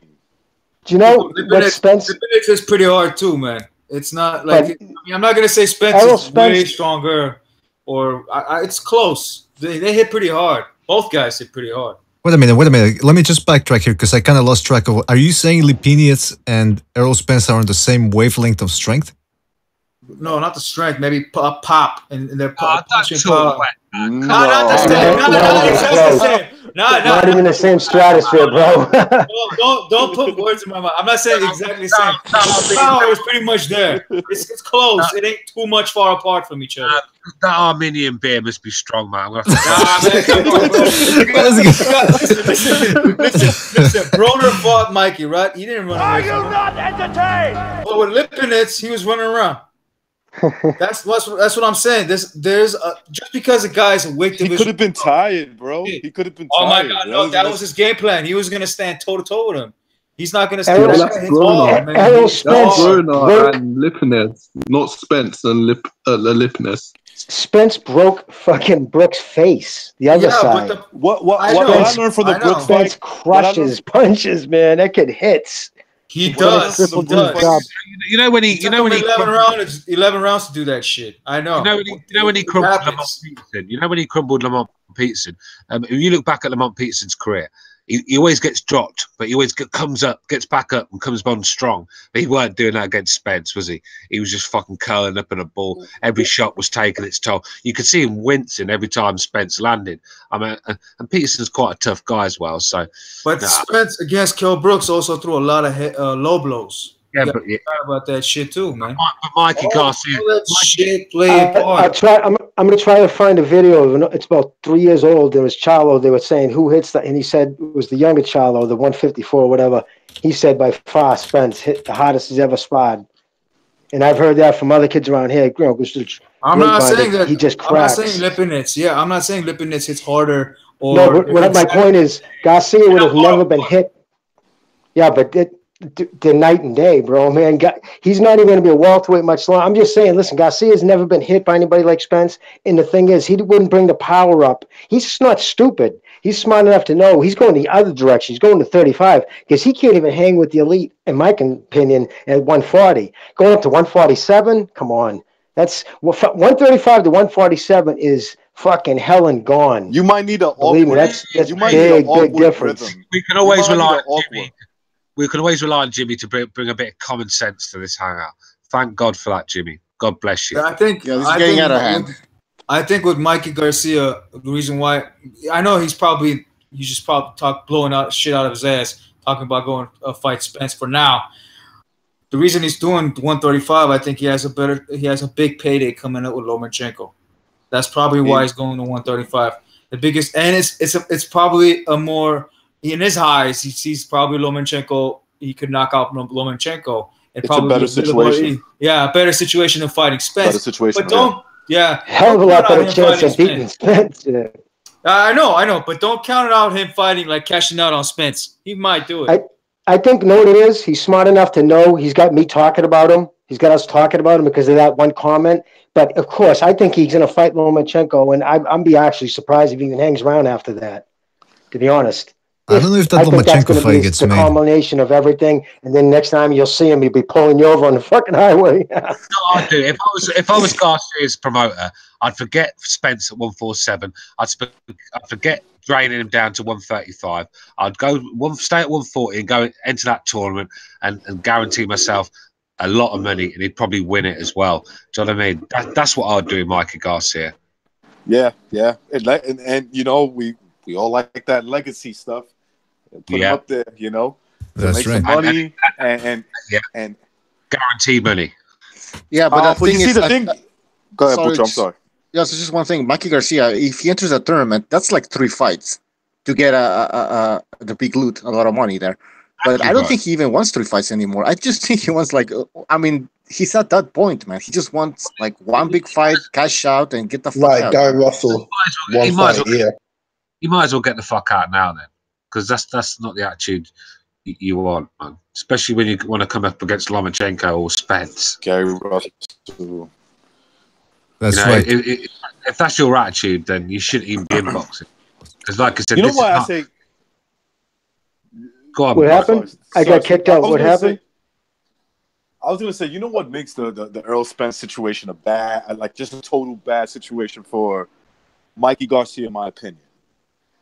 Look at the tale of the two styles that Brooke used when he fought Mikey Garcia. Errol Spence. All right. When he was standing toe to toe, you know, giving some little movements, little lateral movement, he was winning the fight because he's strong enough. When he started backing up is when he started getting beat up. And the reason why he started backing up, not because that was part of his game plan, is just he was getting wearing out. He was getting wore out by the punches. Thank you. Exactly. And when he backed up, wait, Boxing Style, hold on, 1 second. Yeah, 1 second, Boxing Style. When he started backing up, right, which is not a bad game plan when your fucking man is going to your body, okay, and you're starting to get hurt. It got worse. Do you know why it got worse? Because Errol Spence has good footwork. You understand what I'm saying? The kid has good footwork, and that's true. He's a solid boxer. So that's why he made him pay for it even more. So he's like, okay, when you stand in your ground is when you was actually winning the fight, okay? But I still made you back off. I made you. I took away what was winning you the fight, and now it's going to get worse for you. So Mikey Garcia will not be able to stand toe to toe with Errol Spence, which is what you're going to need. Okay, with some move, you know, with a little bit of movement, a little bit bouncing on your feet, and some lateral movement. You know, not too much. It's what you're going to need. How the hell is Mikey Garcia going to do that? As I said about Spence, I said Spence is going to win that fight if they fight, but it's going to be pretty interesting to watch anyway. Let's just move on.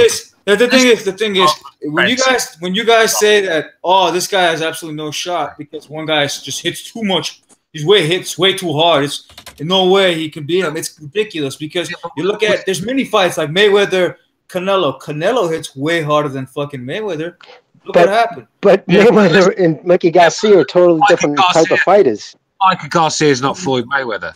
So he's not, but he could but run. You could only think, but that's just it. He's not going to change his style at 30 years old. It's just not going to happen. He fights one way. That's the way he fights. Boxing style, please, bro. We've been arguing for like 25 minutes about. Hey, wait a minute. I gotta ask Stu something. I gotta ask Stu. Stu, do you think that's apology man is the one that's supposed to tell us when we move on? All right. I didn't tell you to move on. I'm just saying we've been arguing about a one-sided fight.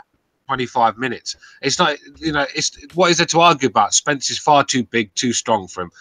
Garcia doesn't compete at 147. So let's go back to 140, 135. Nah, I think you know more compared to. All right, listen. Let's get back to BDA and Bucho. What do you guys want to talk about next? Well, you know what? I'm actually looking at or Bucho, you want to say something? Sorry. No, I'm good. All right. Then I just want to say that this weekend it is going to be a pretty decent undercard and a card. You know, I think Carlos Ocampo. Well, we'll talk more about that fight later on in the week. But the main event isn't really the meaty part. It's really the undercard. Danny Roman versus Moises Flores and Javier Fortuna versus Granados, which I didn't even know was going to take place on that one. Yeah, that just came out of nowhere. Yeah. And then down to Fortuna Granados is the fight to watch, and watch all the people who were so hyped about the Crawford Horn fight. They're gonna switch their tune after they see what he do to Ocampo. All right. Well, we'll have to keep our eye on that one. Certainly something to watch. Then on June 23rd, Miguel Berchelt takes on Jonathan Victor Barros. That's a fight that Berchelt is gonna win on paper, but you never know. It'll be interesting to see how he looks. That's gonna be broadcast on ESPN Plus. Then in Scotland, on the same day, we have Victor Postol versus Josh Taylor. Should be an interesting fight right there as well. What else? On June the 30th, Zurdo Ramirez takes on a Colombian power puncher who's unknown, Romer Alexis Angulo. So we've had some boxing coming up, not necessarily the most scintillating fights, but certainly if you're a hardcore boxing fan, something to keep you entertained. So keep your eye on that one. And then of course July the 14th. Yes. Yes. What's the verdict with the? I haven't read anything about it. What's the verdict with Joshua and Wilder? You know what? That's something we don't even really want to talk about until they get into the ring. But from what I understand, it's supposedly Wilder has accepted the terms, but nothing's been put down on paper yet. So as of right now, it's still a mystery here. You know what I mean? And Prograis versus Velasco, July 14th too. Prograis versus Velasco. Oh yeah. That's versus Velasco in New Orleans on the 14th. Yeah. So he has to get past that guy if he wants. That's on ESPN and ESPN in Spanish. So got a lot to look forward to. Tournament, right? Was that? That's part of the tournament, right? No, it's not. It's before. I might be around there. I might be around there for that fight. No kidding. No, he's flying. He's a PBC fighter, but he's flying under the top rank colors that night. Mm-hmm. I don't know if there's something on the horizon there. If he was smart, he would be. But all right. Sorry for interrupting, BDA. No, it's okay, man. So yeah, those are the fights we got to look forward to. I got a couple of other things we could talk about later on, but for now, I think that whole discussion about Lipini's hitting harder than Errol Spence, it really took. Shit! People dropped that again. Okay, just.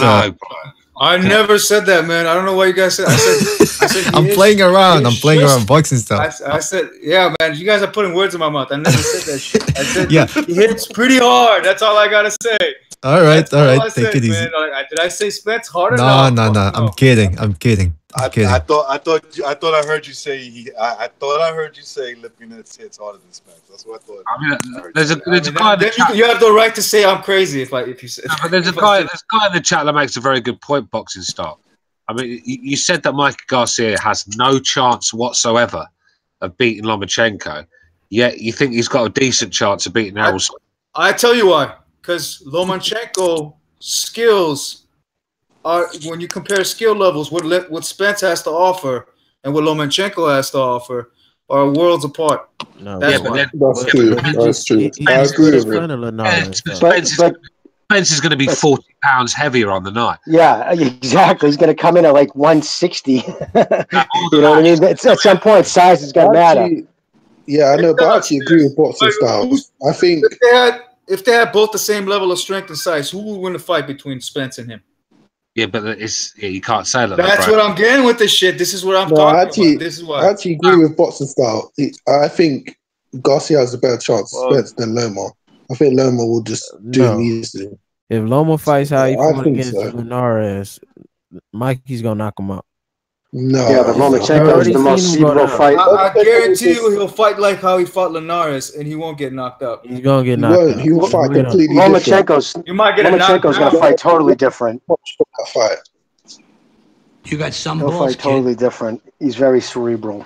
I give Mikey Garcia a better shot to beat Lomachenko, although I would take Lomachenko. I give Mikey a better shot to beating Lomachenko, who I think Mikey's the underdog, than against Errol Spence, who I think would have. I think it's the other way around. Spence would beat Garcia so bad he's gonna be swollen up worse than Lamont was.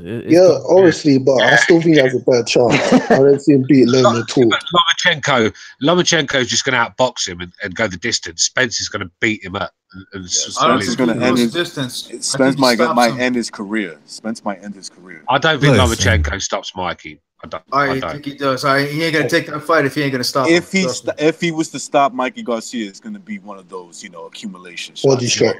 Yeah. Where Errol Spence will break his face. Like that. That's the difference.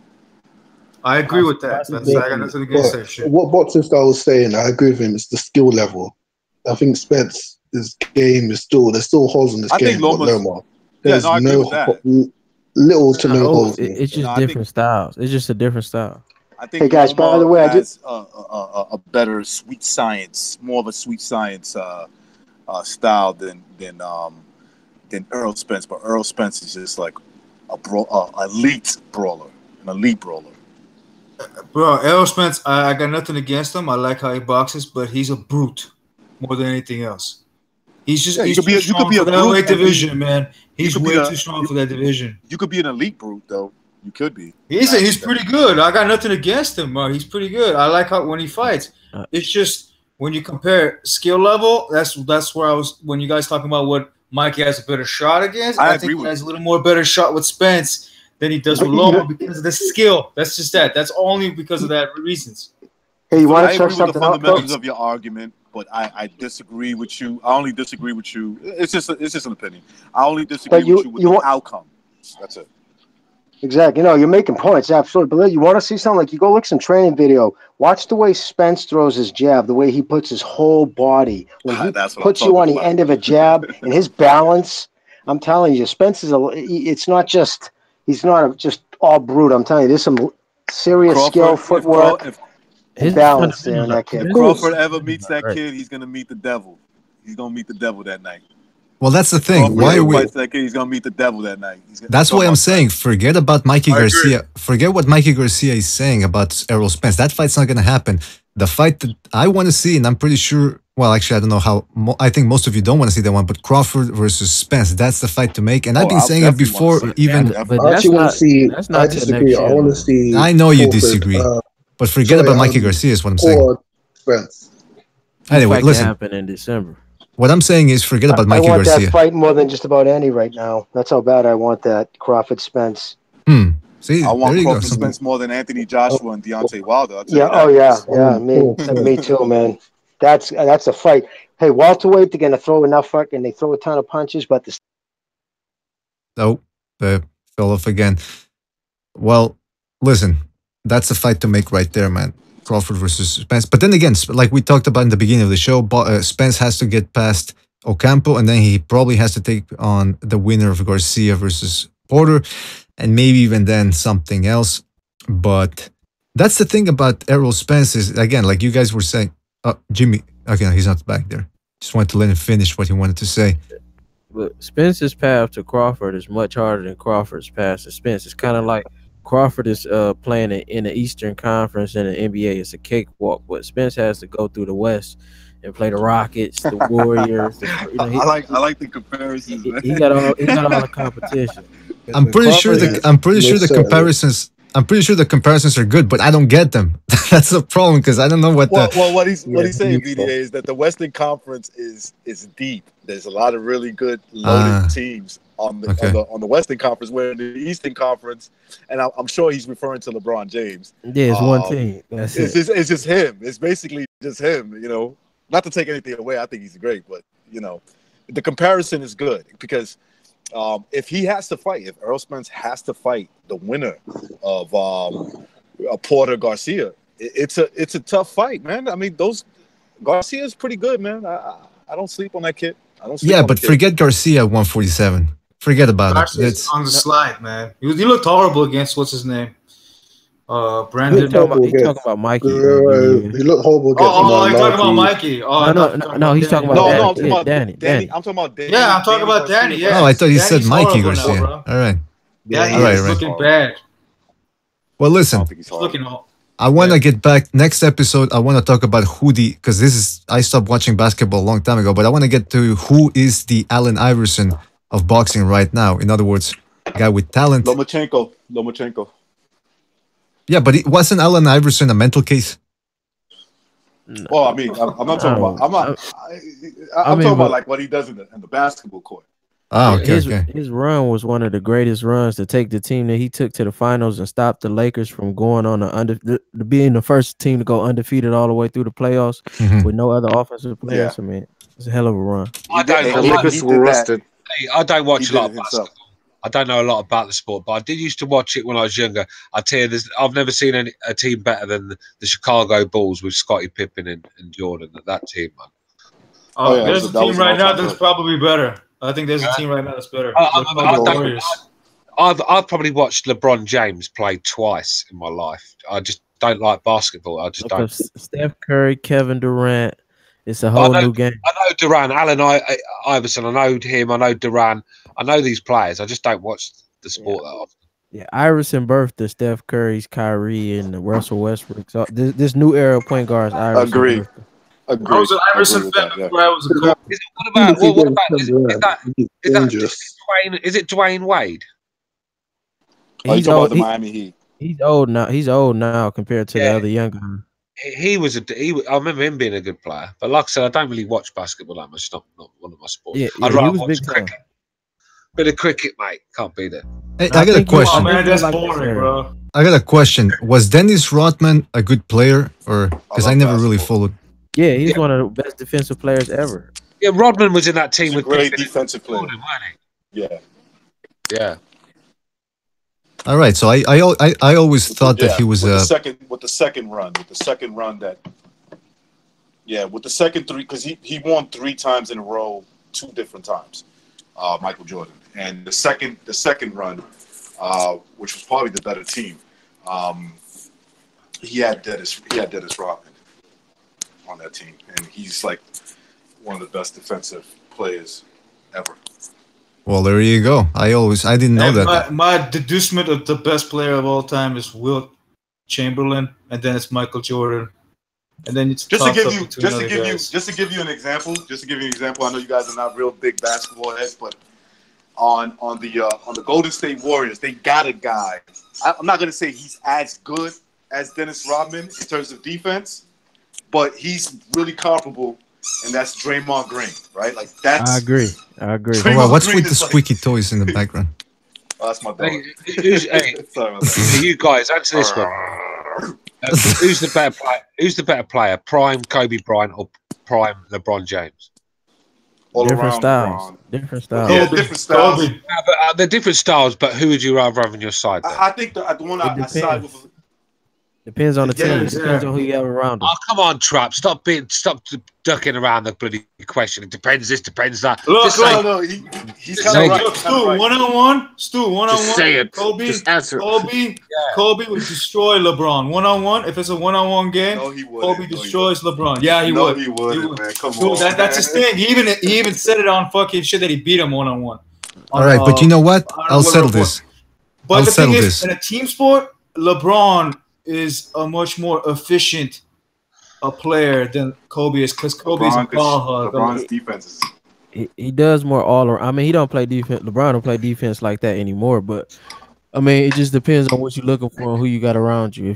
LeBron does more all around, but Kobe's mental and leadership is at a different level, and his competitiveness is at a different level. Yeah, it is. I remember about that MJ shit. I remember Vince Carter. He was fucking good, man. Then I don't know what happened to this guy. I don't know if you guys remember him. Who? Vince Carter. He used to play with the Raptors. Yeah. Vince Carter's. He's still playing right now. He like 41, 42. Yeah, he like 41, 42. He played for Memphis. What? I thought he was. Didn't he play in Europe for a while? No, he never left. He take care of his body. I don't think he drinks, smoke, nothing like that. He's still solid. That's interesting. And by the way, just to settle the whole slam dunk competition, man. You guys remember that? Yeah, he's arguably the best dunker ever. He jumped over a 7'6" guy in the Olympics. That's the yeah. You know what, you guys, you were arguing about who's better, Kobe or LeBron. I will say this: Kobe Bryant, based on his legal problems, does not take no for an answer, if you know what I mean. So I think that means he's got more heart. That case. Yeah, well. 50 no's is a yes, bro. 50 no's is a yes. Kobe Bryant, like in the chat though, that Kobe's won it. A lot of people are saying Kobe's better than. But Kobe. I think Tim Duncan doesn't get the respect because he's not as flashy. But to come in the league and every year that you were in the league to make the playoffs and win 5 championships, 5-1, to take the sacrifices that he took so all his guys could get paid and not be afraid of running the system and only scoring 15 points, doing whatever was needed to win. Tim Duncan is in the conversation with everybody, but nobody gives him the credit because he's just so fundamentally sound. It's no flash, but he does all the right things. Now, there's 2 things guaranteed in life. We're all going to die, is one. And the other is the American basketball team will win gold medal at the Olympics. I mean, they're the 2 guarantees in life. That's a fact. That's a major fact. It's true, but I think what year was it that Spain won? No, didn't the Russians, the Soviet Union, robbed them once, didn't they? Or was it Argentina? Yeah, that was when I know the year he talking about the year when Argentina won. That was the year LeBron rookie year. No. Well, did you see the game when the Americans got robbed, but by the Soviets? Yeah, that last second game, isn't it? You know when they didn't take the medal after the Soviets won. They wouldn't take the silver medal. Yeah. That's right. Yeah, I watched a documentary on Sky about that. I mean, the Americans were proper salty about it, but they did get robbed. Let's be real. And that was when they was playing the college players, and that the next year, that's when they put all the NBA players. That was the response to that. Well, there you guys go. I thought Lithuania win it once, beat the Americans? No, Argentina beat them recently, like in 2008 or 2002, 2003, somewhere around there. Argentina. Yeah, I think it was. It was 2004. No, 2004. Yeah, so it was LeBron rookie year, whatever his rookie year, because it was LeBron, Iverson, and that's when they start after that. That's when they start sending the best over there, because for a minute the best players didn't want to play, but I think that next time they went over there, that's when Kobe went and all the other top stars went. But that's when LeBron said his defense went to the next level because he learned from Kobe how he would always take defensive assignment and how passionate he was on the defensive end. He said that took him to the next level. I told you about Kobe being better than LeBron. This tells you. All right. Well, listen, but not when it comes to like rebounds. Assist defensively, one-on-one game, he will break him mentally. Yeah, it's debatable. Mentally, he's definitely at a different level. I mean, basketball, that's where America's getting most of its heavyweights from these days, aren't they? Fouled basketball players. Well, picture if LeBron boxed or did the UFC. But that's what people say. But my question is, Bob Sapp. That'd be crazy. That's the thing. If you can't, but look what happened to him. I'm fucking. You need to be able to have. You need to be able to have a fighting heart. Just because you're big or fast. I mean, look. If LeBron had that mean streak that he wants to fight, then yeah, I'm pretty sure he'd be pretty good. But look at Brock Lesnar in the UFC. Everybody looked at his size and everything. They were like, "Whoa, this guy's a monster." And then he would get in the face and he would turn around and run away. I mean, it was just you need to be able to take a punch first and foremost. Who was it who was smashing him to pieces and then he got caught? Was it Shane Carwin? Shane Carwin was fucking beating him up, weren't he? Can you remember that? Smashing him. Cain Velasquez was the one who just destroyed him. Yeah, at the end. Yeah. Shit. I'll give you Kobe Bryant. LeBron James stats. He's 6'8", 260, and he has an 87-inch arm reach. Jeez. Yeah, that's a giant right there. Yeah, you know what? That's a beast. We're running out of time. Why did LeBron leave the Miami Heat? Because the Miami Heat, and they're the best team. The grass was greener on the other side. He had seen Wade kept getting injured, and he seen the grass was greener. The Cavs had cap room. Kyrie was young, moving into his prime. So just the grass was greener on the other side. He'll try to. It was a business move too, because it helped his brand had took a big hit when he left Cleveland. So when he went back, the brand value went up too. So it helped everybody. It helped the city and it helped his brand go. Because he got love for the fans that was burning his jersey. He was just another guy. He was just another guy in the Miami Heat team, wasn't he? At Cleveland, he's the main man, isn't he? Oh no, he was still a leader. It's just the grass was greener in Cleveland for the future. Matrix, you said LeBron's a hell of a specimen, right? Check out. Jim. I know. I agree. He's probably the second best in my opinion. Maybe not. I don't know. Top 10. Let's put a top 10 because I'm not too sure. Boy, everybody left. Fuck. All right. Well, listen, guys. Sorry about this, but we're running out of time. This was an interesting discussion here at the end where it turned into the boxing basketball debate arena.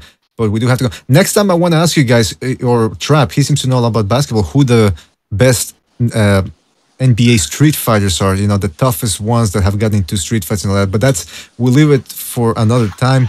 So I want to thank everybody that was in here today. I want to thank Bucho, my co-host, Trap Media, Recognize the Matrix, Stu, Pavel. Peace, people. Boxing Style, Apology. Cameron was here earlier as well. So thanks again, guys, for joining us. Yeah, that's right. BDA, if you can, check out Rashidi Ellis and let me know what you think about him next show. Yeah, I will, because now you got me intrigued about who this guy is. I've heard the name on websites, but I've never actually seen him fight. The problem, that's the problem, man. With YouTube nowadays, you can watch almost everybody if there's a fight of theirs, but the time now, that's the problem, finding the time to watch him. At least I'll try to watch one fight or maybe the highlights, but definitely. Yeah, just check out his highlights. Just check out his highlights. All right, I'll check him out. Rashidi Ellis. And RASHIDIELLIS, 19-0. All right, I'll check him out. Again, guys, thanks for joining us. I want an intro. You want an intro? Well, you have to earn it, man. And Please, if you keep telling us please. if you keep telling us to move on every fucking 20 seconds, you ain't getting no fucking intro. No, yeah, I'll try to find something for you. Apology. Thanks. No problem. So don't forget to like, don't forget to subscribe, don't forget to check out our Patreon page. Don't forget to check out the Spreaker where you can download the live podcast. That way you don't have to waste bandwidth if you're outside or if you're in the subway and you don't have a connection. So thanks again, guys. Smash that like button, like King Butcher's saying in the chat. I want to thank everybody in the chat room, everybody that joined here. Who do we have here? We had the Quags. Pavel was in the chat room as well, taking over. Boxing is me, Pop-Tart Gun, Nesmatic, Hawker Mustang, James Erickson, Roddy Davies, 1-2 Kid, 100 Boxing UK, Pop-Tart Gun, The Punisher. You guys know who M-Star was in there as well. And many more names. I think Brandon White was there. Rasclot, I think, was there as well in the beginning. So, guys, thanks again for joining us. Shepherd of Sons. I hope I'm not forgetting Reese Mack, Jonathan Finch. You guys know who you are. I can't get to everybody. But thanks again for joining us, guys. You make this show very entertaining to do. Always appreciate it.